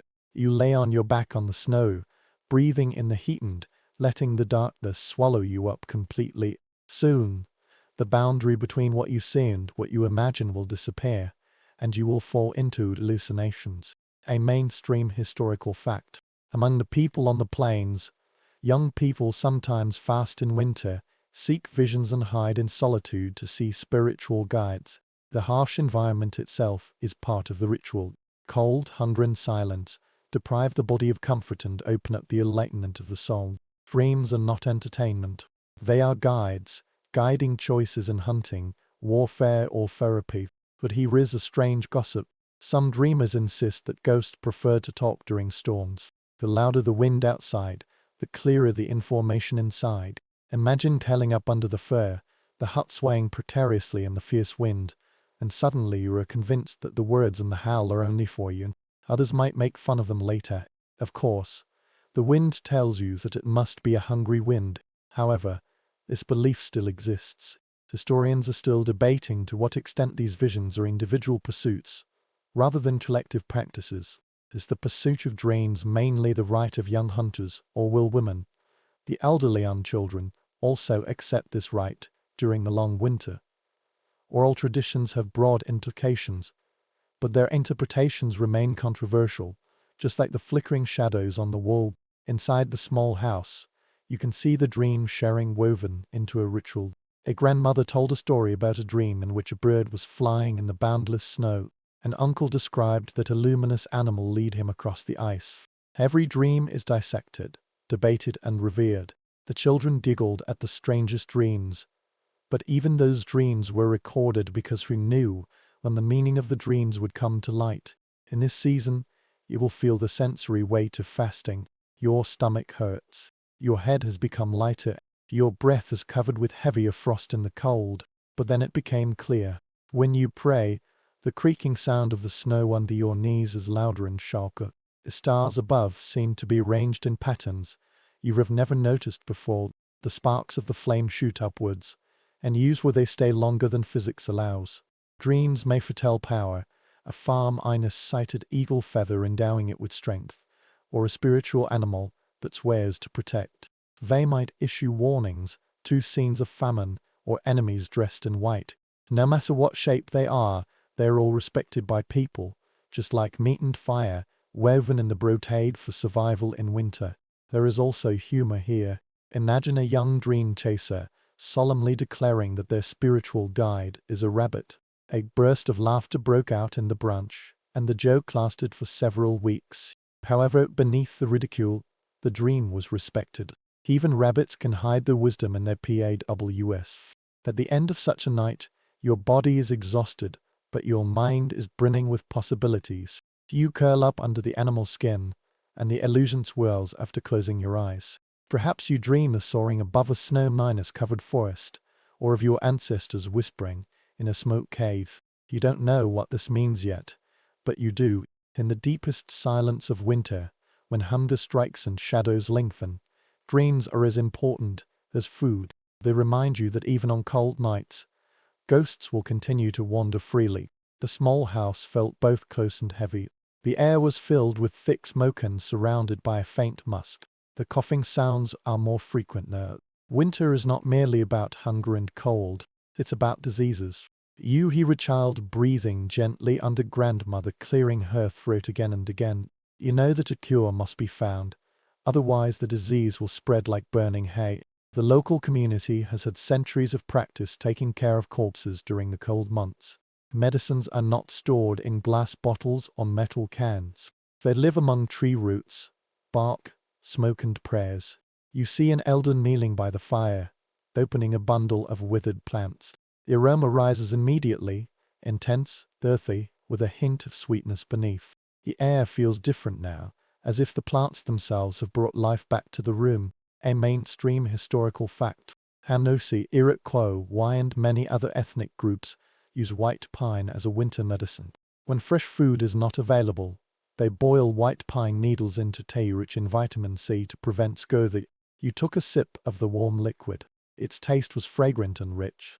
You could almost feel it warming your chest and pushing away your weak body. Here is a strange gossip. Some groups believe that skunk oil, carefully prepared and stored in small containers, is a way to treat chest tightness. Imagine that the thought of this makes you feel like vomiting, but you were sternly told by an elder, yes, this is bad, but so is death. You will pinch your nose and swallow it, hoping that your lungs will thank you in the future. Scholars are still debating the boundary between medicine and rituals. Is the smoke produced by burning sage, cedar or xylem aidly antibacterial or purifying the mind? The modern world requires neat classification. But in the winter cabin, these two purposes are one and the same. Healing has never been merely physical. This is an emotion, common and sacred. Imagine the sensory world of these therapies. The bitterness of willow bark tea, the usage and samples of pick uses in the healing hymn. The gourd is rhythmically shaken. The cabin was filled with layers of scents, pine, cedar, smoke and sweat, creating an atmosphere that was both a ward and a refuge. Treatment is often a manifestation of sound and touch. Opportunities rise and fall. Sound weaves patterns that carry power. You hear a man's humming, deep and steady, vibrating in your bones. The children listened with wide eyes, not sure whether it was fear or belief in this strange rhythm. They gradually relaxed and were hypnotized by the rhythm and repetition. The disease has tested the community bonds. A family might share the last bit of precious herbs with a neighbor's child. The women worked tirelessly, boiling tea and massaging their limbs, while the men carved new pipes or rattled drums for the ritual of driving away diseases. Everyone participated because disease is everyone's enemy. However, even here there is humor. Imagine someone choking up and drinking a bad minus tasting beer with such a fierce expression that the children burst into laughter unshouted. You looked like you swallowed a frog. Laughter relieved the depression and made the medicine taste a little less bitter. And survival often means believing in healing. When the elder places his hand on your chest, when the smoke sweeps across your face, and when the hymn echoes in the hut, you feel more relaxed and calm. Whether it's chemistry, spirit, or suggestion, healing begins. As the cough subsided and the breathing eased, you curled up in the robe again, and there was still a faint rhythm on your tongue. Outside, the wind howls, but within, the soothing whisper reminds you that resilience is not merely strength. It's about knowing what roots to boil, what prayers to sing, and what beliefs to hold fast to. In winter, this knowledge is as important as fire itself. The days became blurred, turning into a vast expanse of grey lightened, a longer stretch of darkness.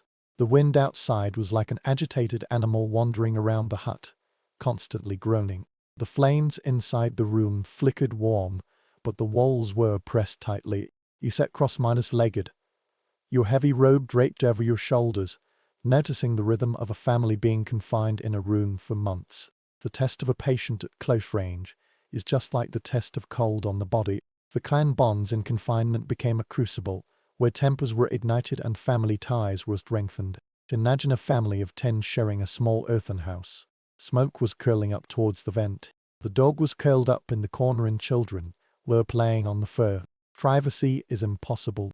Every sigh, every whisper, every snore is public property. However, for some reason, these walls not only carry endurance but also intimacy, which is a mainstream historical fact. Ethnographers have documented how the manned earthen houses on the northern plains accommodate multiple families, each with a designated sleeping space in the surrounding area. The fire in the center is shared, turning strangers into daily companions. Winter may last for 5 to 6 months, which means the entire season spent side by side. Here is a strange gossip. Some families carve small grooves on the pillars of their cabins to record quarrels. Each notch marked a quarrel, and in spring some poles looked like porcupines. Imagine when the elders joke, "It seems you've had more quarrels than firewood this year." But scholars are still debating whether this close distance has given rise to more conflicts or contributed to more unity. Is a family a powder keg of resentment, waiting for the arrival of spring, or a crucible where kingship deepens beyond measure? Oral history points out to directions, perhaps proving that confinement exposes character rather than creates it. You can vividly experience the sensory details. The heat from too many objects in a space. Sweat and smoke are mixed together. People kept dragging their feet when changing positions. The children's laughter burst out. Then she burst into tears. Then a lullaby soothes.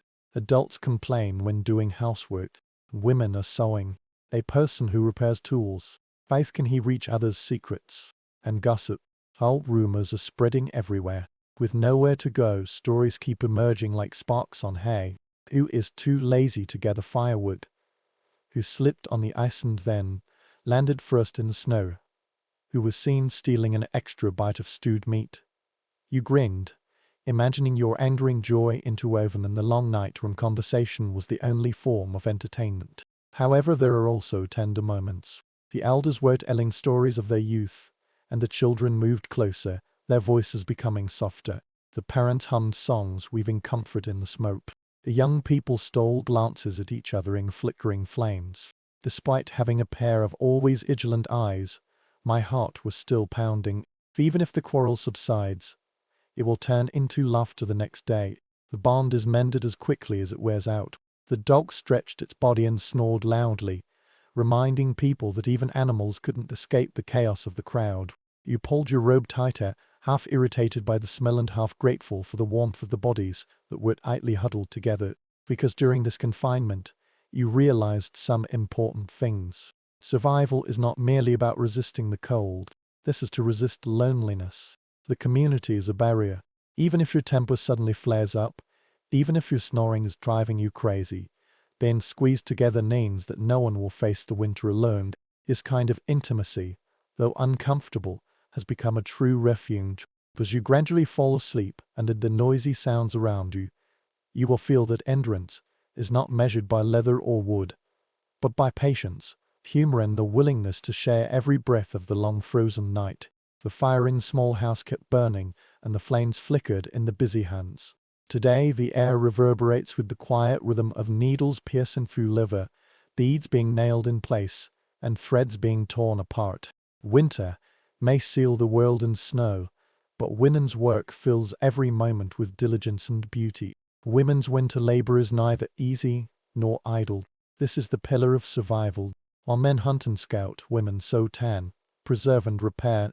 You see a mother sitting cross-legged with a piece of water buffalo hide covering her knees. Her calloused fingers scraped the edges of the flesh clean with a bone-removing tool, and every stroke was carefully considered. The smell of smoke and fat mingled with the earthy scent of animal skin, filling the hut with an almost touchable heaviness. A mainstream historical fact. Along the plain ethnic groups Women were innately responsible for tanning animal skins, making long robes, deer leather shoes and tent covers from raw buffalo hide. This process takes several days to stretch, rub with animal brains to soften, and finally smoke to prevent warfare. Without their continuous work, this community would face coldness and have nothing but fragile cowhide. Here is a strange gossip.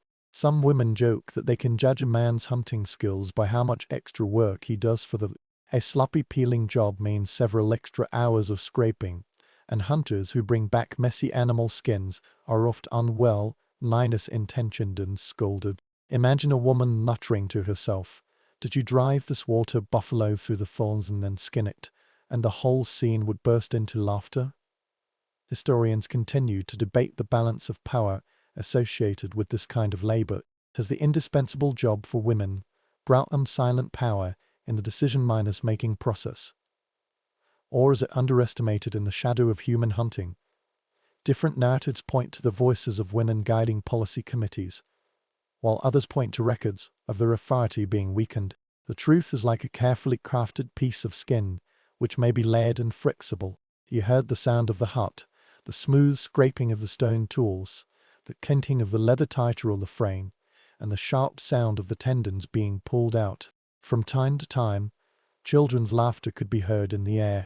The girls imitated their mothers, practicing sewing with miniature toolboxes and giggling when the stitches were knotted. The boys stole a glance at her, half joking, but they knew that one day, their survival would also depend on those carefully sewn stitches. The beads sparkled in the firelight. Shells, bones and later glass fragments strung together formed patterns, telling stories of bloodlines, souls and memories. The robe is not only wool, but also serves as a canvas. Every bead sewn in winter is a silent declaration. We endure, but we also create beauty in the harshest seasons. Your fingers slide over a completed design, feeling the fusion of artistry and necessity. Food preparation is also continuing. The women stirred the stew, ground the corn and tended to the meat dried by the fire. The pace of work is constant, interrupted from time to time by conversations, jokes, and even softly hummed songs. The taste of cooking blends with that of smoke, enveloping the senses and layers of existence. There is humor in the monotony. Some people's strings broke, beads scattered in the fire, and everyone was groaning. A child, when no one was watching, was chewing candy and spitting it out with exaggerated disgust. A dog crept up, grabbed the leftovers, and was driven out by laughter and mocking curses. Even in the midst of endless work, a moment of relaxation can warm the spirit. When night fell, the progress became evident. The polished, soft leather shoes were lined with fur, the long robe was soft and flexible, and the beads sparkled slightly in the firelight. The women sighed, stretched their sore shoulders and smiled at each other. Their labor sewed another layer of protection around the community, just as important as the fire itself. You curled up in the quilt, listening to the faint hum of the lullaby, the song of a tired woman soothing her restless children. You will realize that their work is more than just labor. It is a tangible love, sewn in every crack, smoked in every sheet of skin, and preserved in every jar. Without it, winter would be unbearable. With it, the long night becomes gentle, warm and embellished with serene elegance. The morning light seeped through the smoke hole, and the small house glowed slightly. The men sat around the fire, their voices deep, steady and composed. The sighing sounds of the women were still buzzing. But today, your ears will turn to the circle of men, where meetings are held. In the heart of winter, decisions become sharper, just like the air outside. Men's meetings are not just casual chats. These gatherings shape the future of hunting, national defense, diplomacy and trade. You knelt closer, feeling the warmth on your face, listening to the overlapping sounds, and then quieted down again. Pass a stick to indicate whose turn it is to speak. In the silence, every word weighs, as heavy as a gem, a mainstream historical fact. From the Grand Assembly of the Iraqi Confederation in the northeast to the smaller village clusters on the plains, the assembly is at the core of the governance of indigenous peoples. Even in the severe winter, these meetings continued because strategies cannot wait until spring. Territorial issues, raids, alliances and hunting routes all require foresight. But here is a strange gossip. Sometimes parliamentary meetings go on for so long that some people deliberately stuff snacks into their robes. They hid dried meat or a piece of chicken skin, chewing it carefully while pretending to listen patiently. Imagine the suppressed laughter when someone is caught halfway through their bite. The elders pretended to scold sternly. Even in times of hunger, we must maintain our dignity. Historians are still debating just how inclusive these meetings were. Has the voice of women completely vanished? Or is the influence flowing indirectly through kinship? Some records show that women would remind their husbands of what to say. Others point out that female tribal leaders make decisions behind the scenes. This debate lingered like smoke, spinning uncertainly towards the wind. Imagine the atmosphere. The wood crackled in the fire, interrupting the speech from time to time. The faint wind outside intensified the pause. A smell of smoke and dried animal skins lingers in your nose. From time to time, a child would come up to listen to me, his eyes wide open, and then be gently pushed away. Here, people don't make decisions quickly. They are like stews, absorbing flavors from the patient. The themes vary. A hunter suggested sending scouts further west to track down rumors of bison herds in areas with less snow. Another suggestion is to strengthen alliances with neighboring countries and trade animal skins for corn. The voice rose, the temper suddenly flared up, and then laughter dispelled the tension. You can almost see the spark of humor.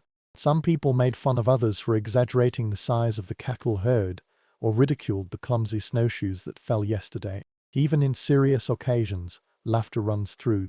Then an elder began to speak, and the silence deepened. His voice was hoarse, filled with the scent of decades of winter. Everyone leaned forward. He reminded the parliament of its past mistakes. The hunting lost due to arrogance and the treaties broken because of haste.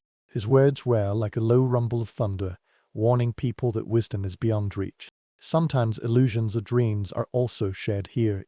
Aim and described an animal that appeared in its sleep, and its message was mysterious and urgent. People in the circle whispered to each other, arguing about its meaning, undeciding whether to follow it as guidance or just imagine it and ignore it. You realize how closely spirituality and governance are intertwined. Decisions based on logic and dreams. The meeting ended very slowly, just like everything else in winter.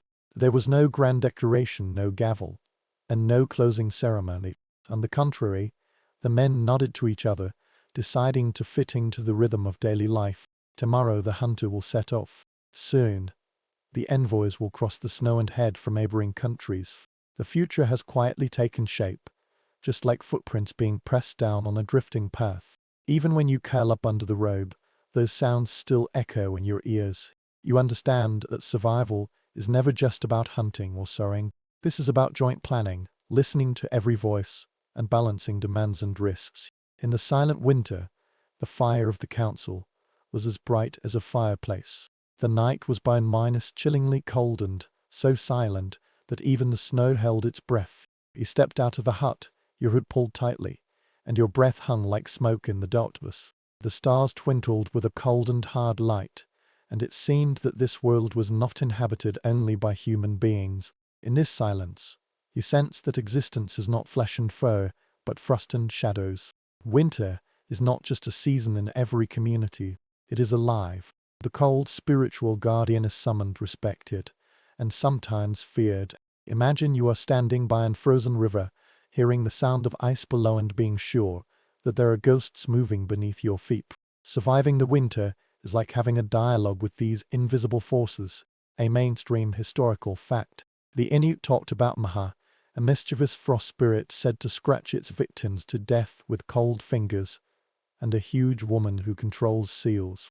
Hunger and greed are embodied in creatures like windows, which roam the forest during the hundredth months. These creatures are not bedtime stories. They are living warnings, teaching children to be cautious and adults to be humble. Here is a strange gossip. Some tribes believe that the frost patterns on windows or animal skins are the handwriting of the winter spirit. The children were asked to read patterns such as letters to explain whether the ghost was happy or angry.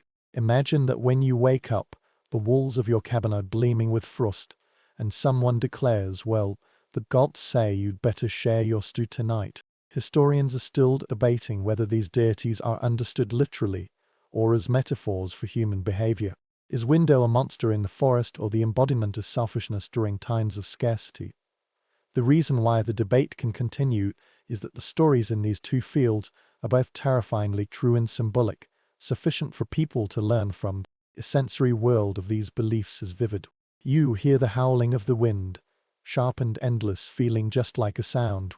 You saw the moonlight shining on the snow, dazzling your eyes as if they had come to life. You smell a sharp metallic cold odor, which carries a hint of existence, as if something invisible has just brushed past you. When a gust of wind slides down your robe, your skin will also sting, just like if your fingers are pressed too tightly. Some rituals are designed to pacify these guardians. People put food in the snow or sing hymns in the snowstorm. The hunter might whisper to the frost before leaving, if it's safe to pass through, he will show respect. You can feel the weight of these little actions. For some people, they are superstitions, while for others, they are survival strategies. For children are both afraid of and love these stories.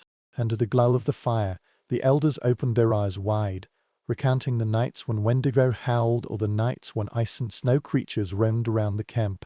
Later, the children burrowed into the skin, close to their parents, their hearts beating fast, but their hearts were trembling with the chill in the story. Fear has become both entertainment and education. Even humor played a role in it. Imagine someone sneezing violently in a hotel, only to be told, "Ah, the frost spirit has just passed through you." Laughter broke the tense atmosphere, reminding everyone that even with a sense of awe, you can make fun of your own fears. When you crawl back under the robe and the wind howls past outside, you will understand the importance of these guardians. Winter is too big and too deadly. If it is not endowed with personality, it is impossible to face it. By talking to it and naming it, people weakened its power. The ghosts of frost and hunger are not only terrifying monsters, but also negotiating partners, reminding people to respect others in a world where nature always has the final say. The wind blew through the smoke hole, and another log was added to the flame, causing the spark to leap upwards. You look around the little house and notice how many items are handmade and how each one is ingeniously shaped. Winter needs tools that can turn leftovers into food more than any other season. There was no market or blacksmith nearby. People relied on bones, wooden stones to make what they needed. You squat beside a man and rub a reindeer bone against a stone. Slowly, the blade sharpened into a scraper, ready to clean leather or scrape wood. The sound was steady grinding, grinding until the tool felt almost an extension of his hand. Nothing is wasted here. Every rib, antler, or broken branch turned into something useful, a mainstream historical fact. Bone tools were very common among the indigenous people, ranging from sewing tools to fishhooks carved with antler tips. In winter, when resources are scarce, these items are lifelines. Snow knives made of reindeer ribs cut large chunks of snow as shelters, while wooden sleds reinforced with bones carried goods on frozen ground. Intelligence and talent have replaced abundance. Here is a strange and amusing anecdote that will make you smile. Some home miners made mittens have small bone switches on the wrists, allowing them to fit together like a pair of clam shells. In this way, no one will lose their gloves in the snow, because if you have ever lost a mitten in a competition, you would know the pain that follows. Imagine children stomping their feet around, with their mitten gloves clicking like castanets, turning daily necessities into comedy. Historians are still debating how much impact external trade had on these winter tools, where some designs, such as iron minus head scrapers or metal blades, or have the older traditions of bones and wood dominated for a longer time than the records show. Archaeological discoveries have revealed the coexistence of the two, indicating the combination of innovation and tradition. But the times of innovation and tradition. Now you pick up a scraper, and the smooth bones are surprisingly warm in your palm. The blade is sharp enough to cut through animal skins, yet it is lightweight and suitable for long minus-term use. Beside it, a bowed reel was spinning, the wood creaking, and sparks leaping into the fire. The smell of smoke, resin and freshly scraped animal skin fills your nostrils, blending with the musky scent emanating from your body. Tendons stripped from animal tendons become threads and glue. You imagine a woman threading beads onto a silk thread, or a man tying about idly, with the fibers humming under tension. Every tendon that once pulled the muscles has been given a new lease of life, serving as a rope to connect the winter tasks with the gifts of the animals. Even the children joined the ranks of making tools. The boys carved miniature bows. The girls practiced sewing rags. The clumsy hands turned the practice into skills. The laughter of a child breaking a bone too early might reverberate in the hut, being gently ridiculed but also encouraged. Every mistake is part of a long apprenticeship for survival. Tools are also often decorated. The bone scraper can withstand lines of various sizes. A wooden handle wrapped in dyed gauze. Beauty and practicality go hand in hand. When your finger slides over such a carving, it feels as if the groove is a secret signature. A message from the maker to future users: I've been here. I put it in. On the darkest nights, these tools almost have a magical significance. Before cutting snow, a hunter might whisper thanks for his snow knife. A woman might caress her like a companion, for she knows that the warmth of her family depends on its point. In the long battle against the cold, objects became companions. When you lie down and see a finished bone-handled scraper drying by the fire, you realize that these tools are more than just tools. They are proof of human creativity, formed by just a little bit of what the frozen world allows. Everyone told the same truth. Survival is not merely about strength. It's about turning fragments into lifelines and creating warmth from what seems like nothingness. The walls of the small house trembled slightly, and you were startled awake. At first, you thought it was just the sound of the wind, but later you heard it, that rising roar, that low roar, until it drowned out everything. A snowstorm is coming. Even before it snowed, the indoor air had become restless, because everyone knows that the white mist will soon turn the world into a trap. Just step out for a second and you'll feel it. Snowflakes sting your face like sand. The wind tore your hood apart and the horizon vanished. Within a few minutes, the camp vanished and was swallowed up by a white vortex. Your own footprints have vanished and been erased behind you, as if you had never existed. A mainstream historical fact. Explorers and anthropologists have recorded that from the Lakota people on the plains to the Inuit people in the Arctic, many tribes have learned to use blizzards as walls rather than roads. The journey was halted, the hunting was postponed, and the accommodation was sealed off tightly. People crouched down to store fuel and food until the storm passed. It is more about waiting for the storm than fighting against it. But here is a strange gossip. Some people think that the snowstorm brought the voices of their deceased ancestors. It is said that whether the howling of the wind is their lament or their laughter depends on the pitch. The children stood close to the elders and asked nervously, "Who will give a speech tonight?" Imagine how frightened and comforted you are when you believe that the person you love is speeding through the storm. Historians are still debating whether the snowstorm was fatal or merely destructive. Archaeological evidence of abandoned winter camps suggests that storms may have forced people to move. But the tradition passed down from mouth to mouth also describes a family staying comfortably in a small house, laughing amid the howling outside. Perhaps it depends on the preparatory work, whether the firewood pile is high enough, whether the cache is abundant enough, and whether the animal skins are tightly attached. You are now feeling its sensory squeeze. The ice pricks your skin. That roar filled your ears until your thoughts seem to be submerged. When you are out of breath, you will smell the metallic scent of snow. Even inside, the storm will seep in. The wind howled through the crack. The smoke hole cover was lifted, and snow and dust drifted across the floor, melting into damp patches. Inside the small house, the family was closely united. The door was covered with extra animal skins and the children were wrapped in fur. The firewood should be placed carefully. If you have too much and too fast, you run the risk of running out. If there is too little, the cold will seep in. Every cracking sound of the flames makes people feel precious. Every flickering flame is a shield against the hustle and bustle outside.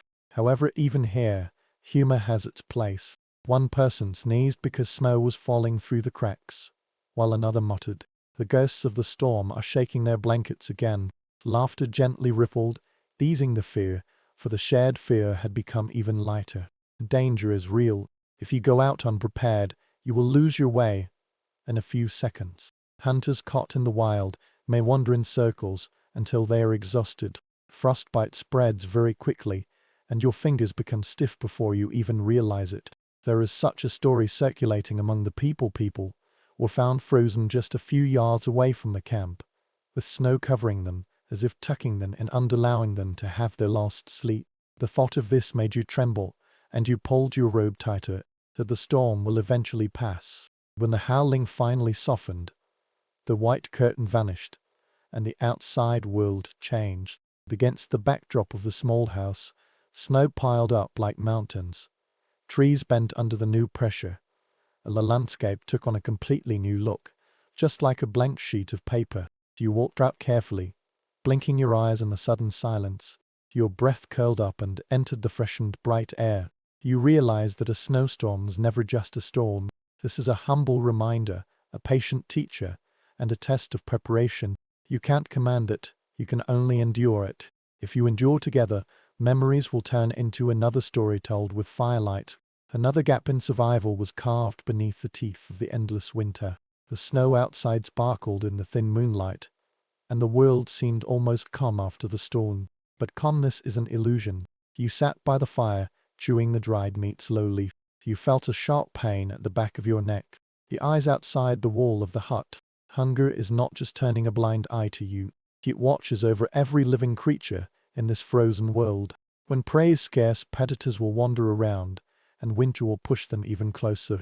The wolf is the first one you notice.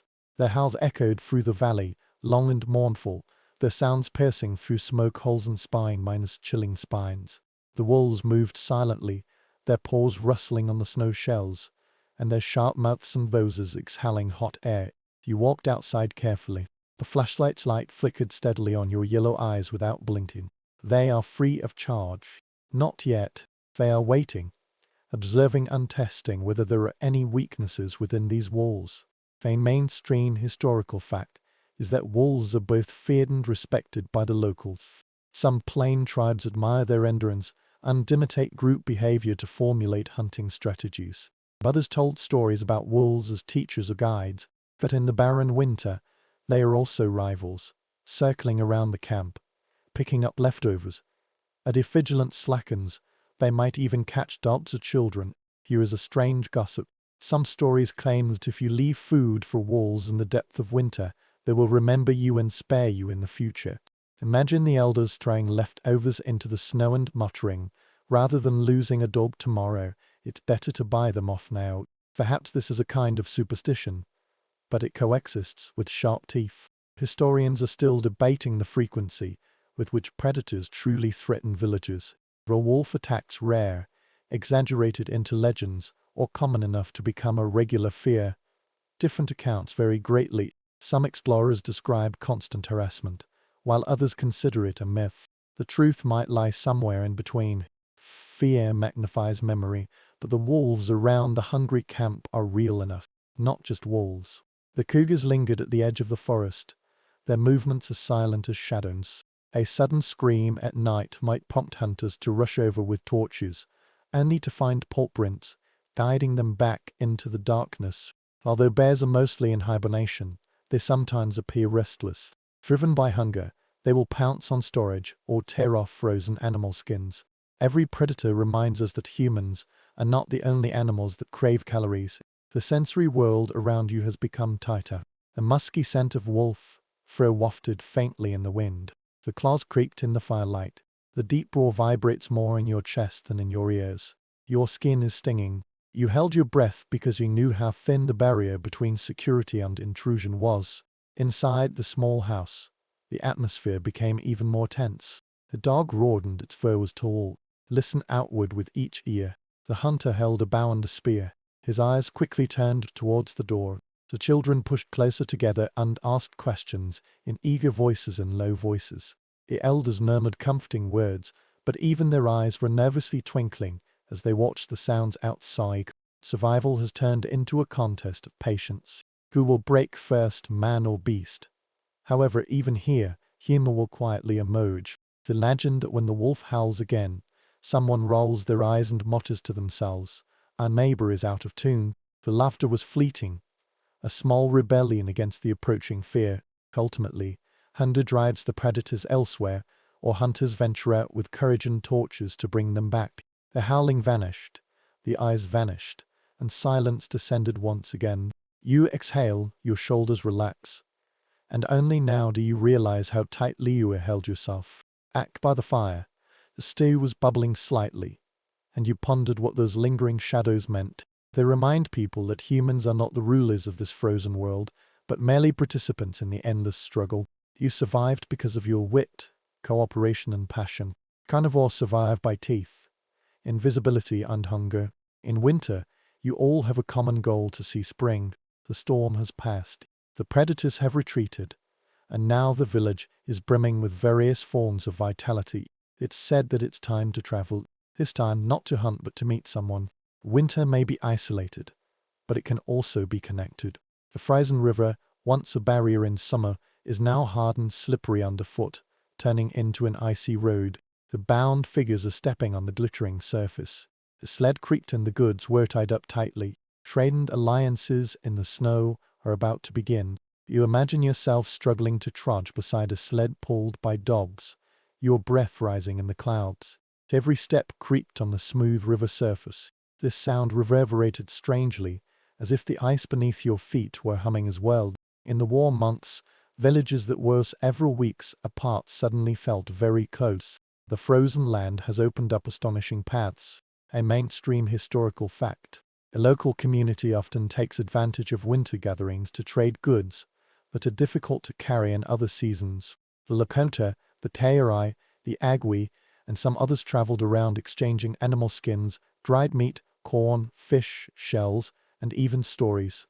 Diplomatic meetings were arranged for these conferences, strengthening the long-standing ties that had existed after the heavy snow. Here is a strange gossip. Some travelers mark their sleds or packages with interesting trinkets, feathers, carved animals, or even children's toys, so that they can quickly find when they want among a pile of things. Imagine in a busy winter camp, there is a queue of sleds. Someone shouts, "Whose is the one with the little wooden geese tied up?" A practical tip. Yes, but also a spark of personality that freezes the world. Historians are still debating just how extensive these winter networks were. Was the trade spanning hundreds of miles across the snow-covered land, or was it mainly local transactions between neighboring tribes? Archaeological discoveries show that both of these shells from distant coasts have appeared deep within the land. Copper from distant lakes was brought to the plains, but it remains uncertain exactly how much of it occurred in winter. You now walk into a conference camp, where flames dot the snow, just like constellations that have fallen to the earth. The air was filled with the voices of multiple languages. Laughter broke through the crackling of the flames. The women opened the packages containing goods and waited for inspection. The men shook hands to greet each other, feeling warmer than any fire. The children moved among the cabins, their eyes wide open as they looked at the new faces, dogs and accents.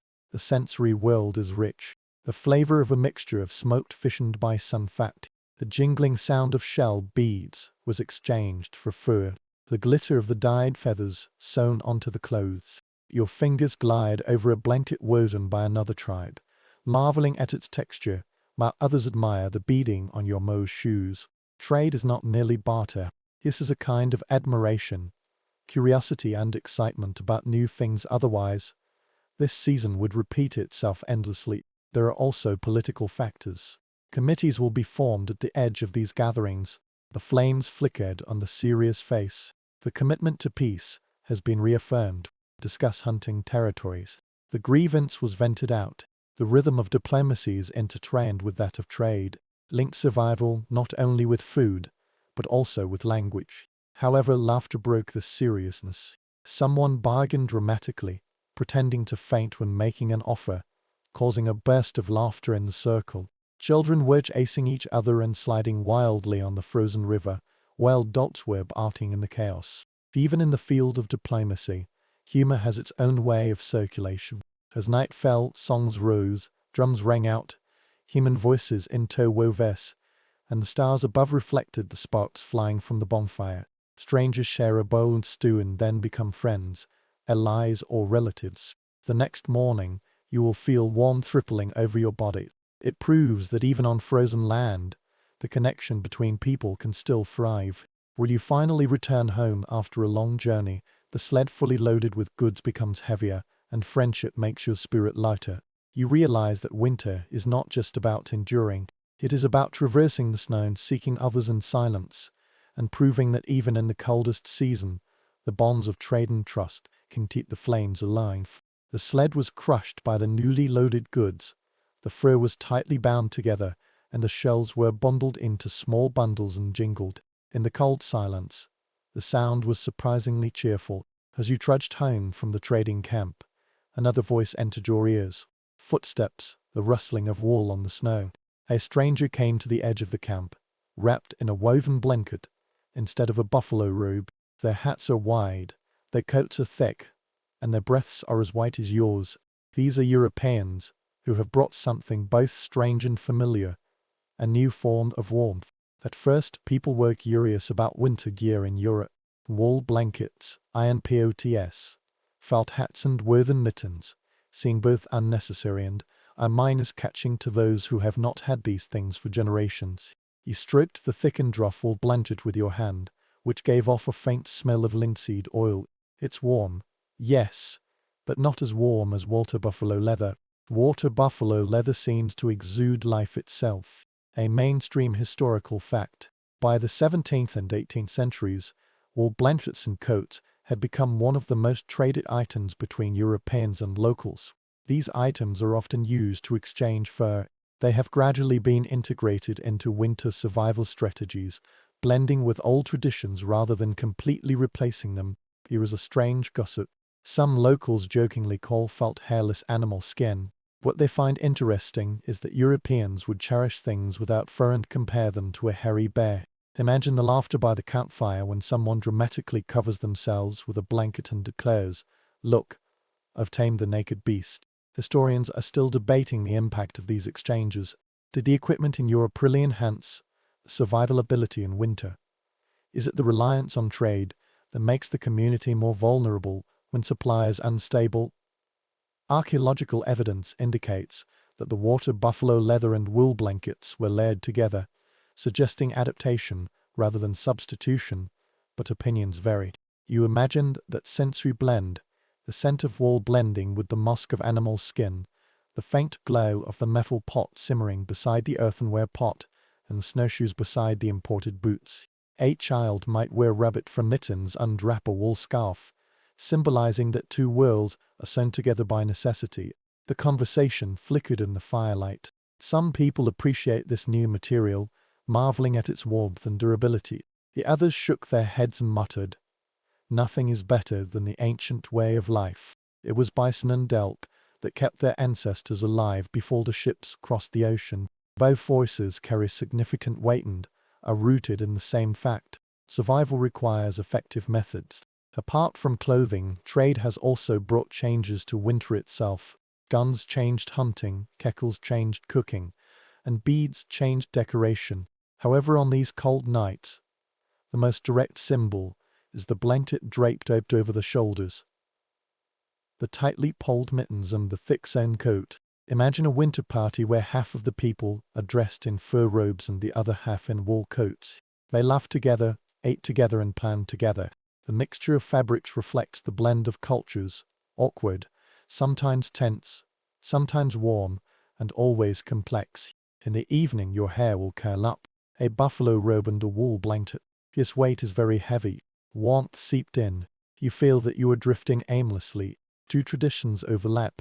There is no harmony yet, no conflict. It's just a shared space in the endless cold. You will realize that meeting the winter clothes of Europeans is not about choosing one world and giving up another.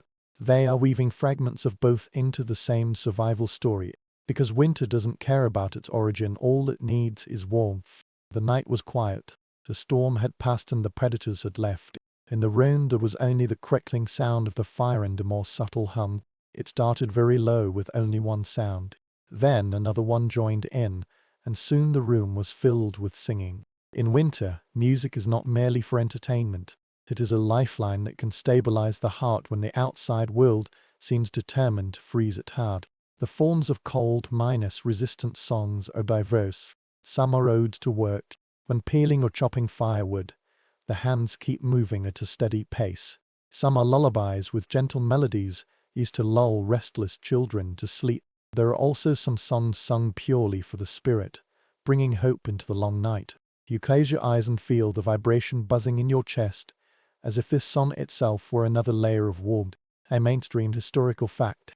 Drumming and singing are at the core of winter rituals and daily life in indigenous communities. It is said that the steady drum beats reflect the heartbeat of the earth, reminding everyone that even in the silent snow, life is beating underground. Groups like Anish, Een, Abi and Lakota beat drums during winter ceremonies, both to honor souls and to strengthen community ties. Here is a strange gossip.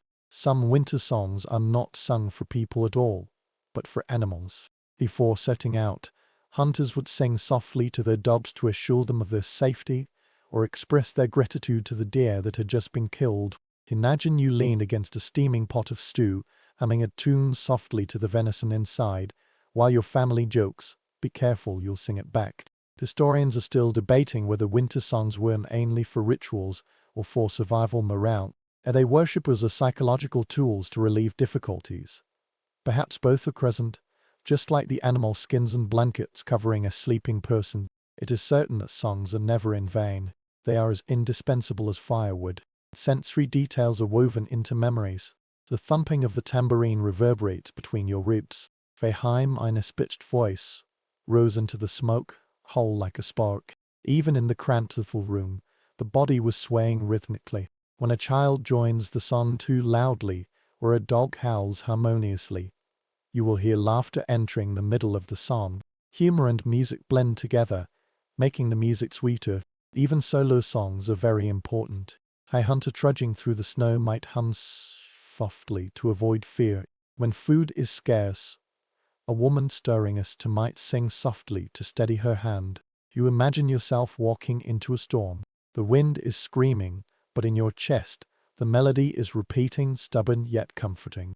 You are not alone. Tonight by the fire, the sounds mingled together.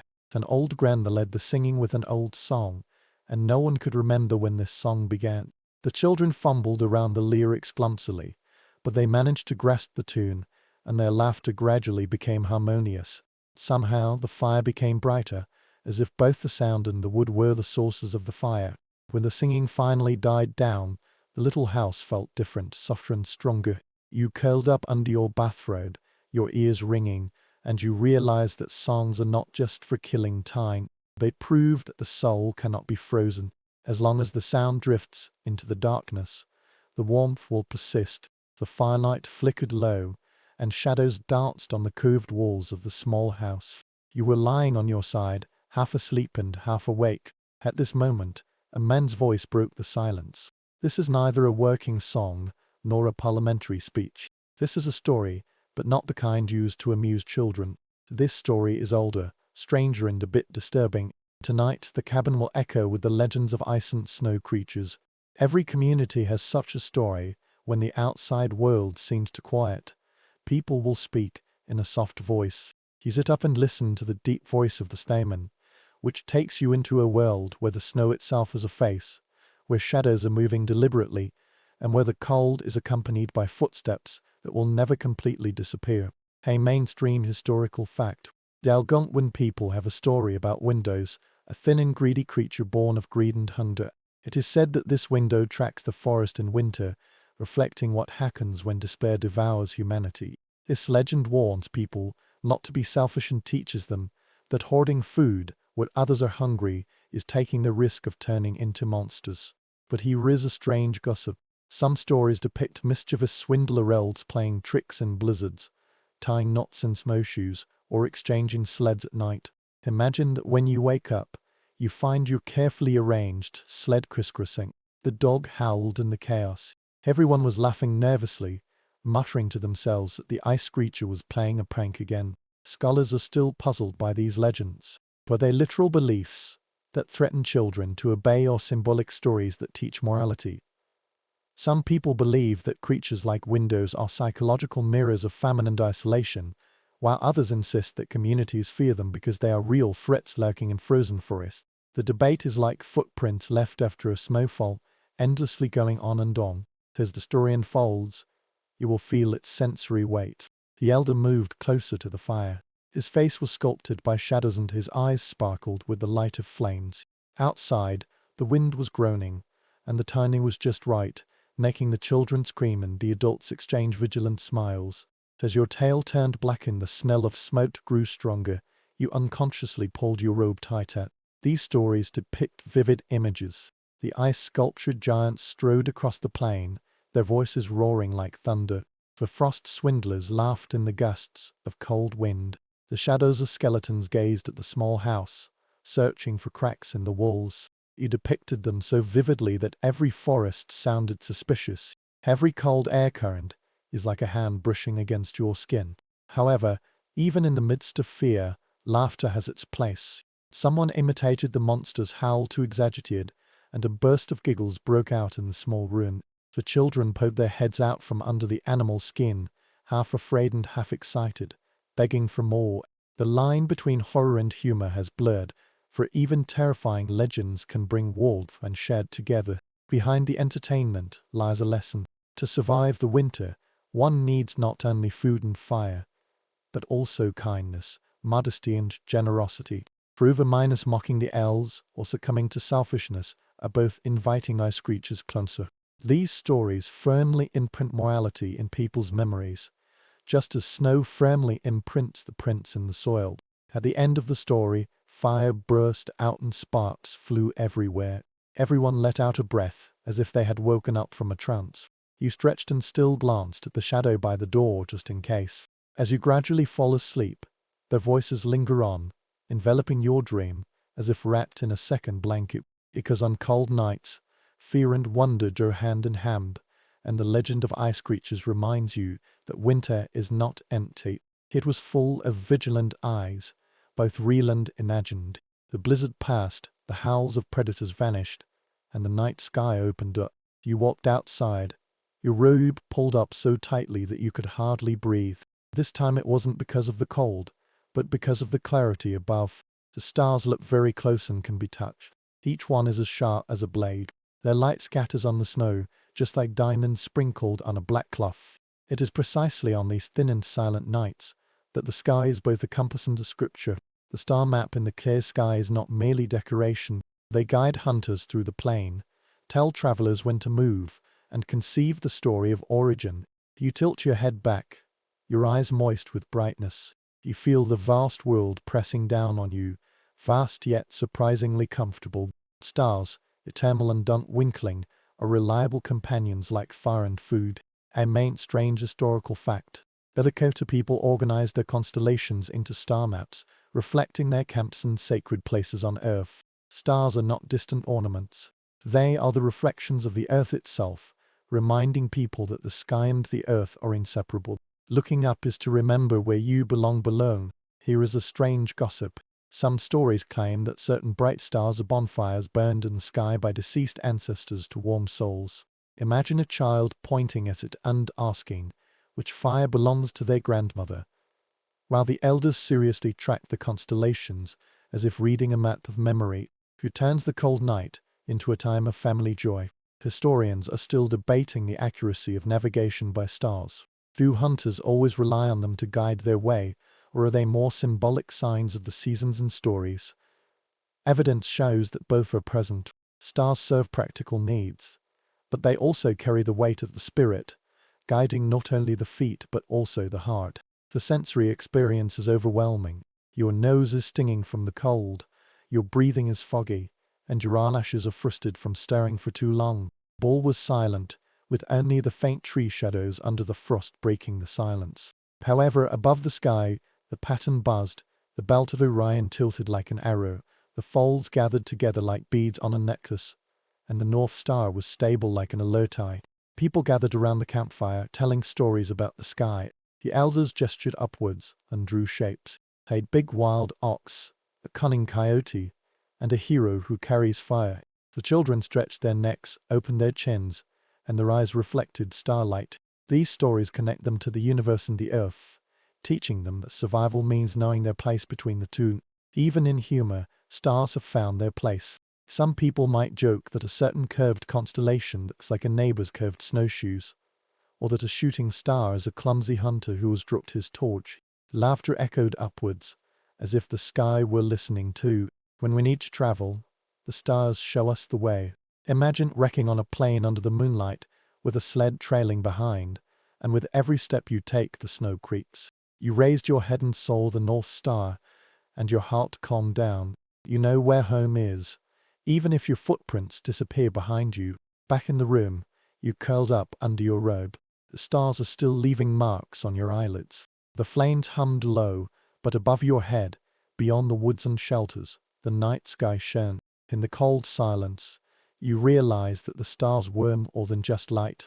They are memories, guidance, and promises. The map is not etched on paper, but on the eternal canvas above our heads. The air tonight feels different. You walked outside and heard a faint dripping sound coming from the roof of the hut. Every drop twinkled in the moonlight and then vanished into the scab of snow. The ground under the frost has a faint smell of damp earth. For the first time in months, the gentle breeze brought something milder than ice skates. Spring is teasing its return. That you have experienced winter before too. You know you can't trust others too quickly. The snow is still thick. A storm always has a way to strike when you let your guard down. However, hope still surges tenaciously in your heart, just like a shoot passing through permafrost. A mainstream historical fact.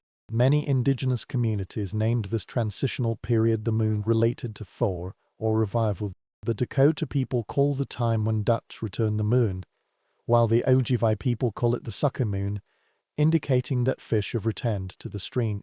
These names are the calendar of hope, marking the end of the season of hunger. Here is a strange gossip. Every morning, children are sometimes sent to check the puddles to see who can find the first real sign of melting. Whoever discovers the flowing water first will boast for weeks, strutting around the camp as if they themselves had summoned spring. Imagine the laughter when a child successfully lifts a dripping stick while the others moan in defeat. Historians are still debating how the community managed to do this between two seasons. Is this a moment of relief for the most dangerous one? Evidence shows that both the present, for both the promised new life, it also brought floods, thin ice and unpredictable storms. Survival means a balance between optimism and caution. Celebrate carefully while piling up the firewood high. You feel it with your senses. The creaking of the snow softened beneath my feet. The faint gurgling sound of water beneath the ice. The damp soil mingled with the smell of wood smoke. A bird appears. The calls are very soft, but they won't go wrong. You stopped and heard the sound of wings, your heart beating faster. The silence of winter begins to be broken, replaced by the whispers of change. In the hotel, the conversation changed. The elders nodded at the dripping eaves and whispered prophecies. The hunter prepared traps for the beavers and muskrats returning to the stream. The women got the seeds ready and touched them with their fingers. Soon they would find the soil. The children ran more freely. The blush on their faces was not from the frost but from excitement. However, the cold still lurks. Some mornings are bone-minus chilling and snowflakes are falling, as if mocking your hope. You pulled your robe tighter and muttered in a low voice. The people in the camp chuckled, knowingly. Spring always tests people's patience. However, under the firelight, optimism prevailed. The story of the green sprouts and the first harvest was told again. People imagined swimming in the river or lying on the grass, laughing non-stop. There are people for entertainment. Soon we will forget the feeling of trembling, although everyone knows that the memory of this winter will never completely fade away. When you curl up under your robe, listening to the sound of melting snow dripping outside, you realize the beauty of this moment. It is fragile and uncertain, but it has the greatest gift, the promise of that winter, no matter how long it felt, would always give way to life. The weather is getting warmer and warmer now. Every morning, you walk outside and see more and more land exposed. Against the backdrop of the gradually shrinking snow, it's pitch black. The river mined beneath the increasingly thin ice, and geese flew overhead. Their cries echoed like the trumpets, announcing victory. Winter has not been defeated, it just took a back seat. With this retreat, thaw's power and gratitude also followed. The community will not allow the seasons to change without marking. Enduring the cold months has never been taken for granted. People gathered together to thank the gods, animals, ancestors and the land itself. You joined the circle, your feet soaking in the melting snow mud. When the elders worked preparing the offerings, smoke rose again, this time not in despair but in celebration. A mainstream historical fact. The winter solstice ceremony in Iraq often extends to the festival of Thor, integrating revival and gratitude. People share their dreams, dance in masks and hold ceremonies to clear away the weight of winter in the village. Other ethnic groups also hold spring feasts, offering the first fish caught or the first batch of green sprouts to the deities before others taste them. Gratitude is the bridge to the new season. Here is a strange gossip. Some people threw snowballs into the fire as a mischievous farewell to winter. When the steam hissed up, they laughed. Imagine a child throwing the last mud ball into the flames and shouting proudly, "Let's go, winter." Everyone chuckled at this dramatic move. Historians are still discussing whether these rites were strictly seasonal or related to larger hunting and farming cycles. Were they about spring itself, or about reaffirming balance whenever life changes? The records vary, but the common thread still exists. The ceremony of gratitude marks survival. No matter the specific time, you can vividly experience the sensory world of these gatherings. The ground was damp, and your boots gently sucked on the stinging soil. The air was filled with the smell of earth and smoke, mingled with the fragrance of sap. The drumbeat rang out again, this time at a slower pace, accompanied by an inspiring song. The voice rang out, neither mourning nor fear, but full of joy, reverberating through the snow-covered mountains. Food also has its functions. Every household shared their final delicacies at the grand feast, which meant that the food shortage was coming to an end. Freshly caught fish are grilled over an open flame. After several months of stewing lean meat, they smell very greasy. Holding bowls in hand and smiling at bubbles, the children ate with greedy smiles, as if determined to make up for every hungry night. Even the animals seemed to have joined in. The bird flew very close. When the dog barked, it was filled with unusual energy. After months of grey, the return of the sun bathed everything in golden sunlight. You raise your face, cleanse your eyes, and let the warmth kiss your skin. You feel the weight of winter gradually fading away. At the end of the ceremony, the fire crackled, the offerings were burned, and the singing gradually faded into the night. You look around and see those radiant faces in the firelight, each with lines of fortitude and relief engraved on it. Gratitude echoes in your heart, not just for warmth of food, but for the resilience that enables everyone to get through difficult times. That night, when you curled up in your robe, the ground beneath your feet became moist instead of frozen, and you knew this truth. Winter will come again, and so will spring.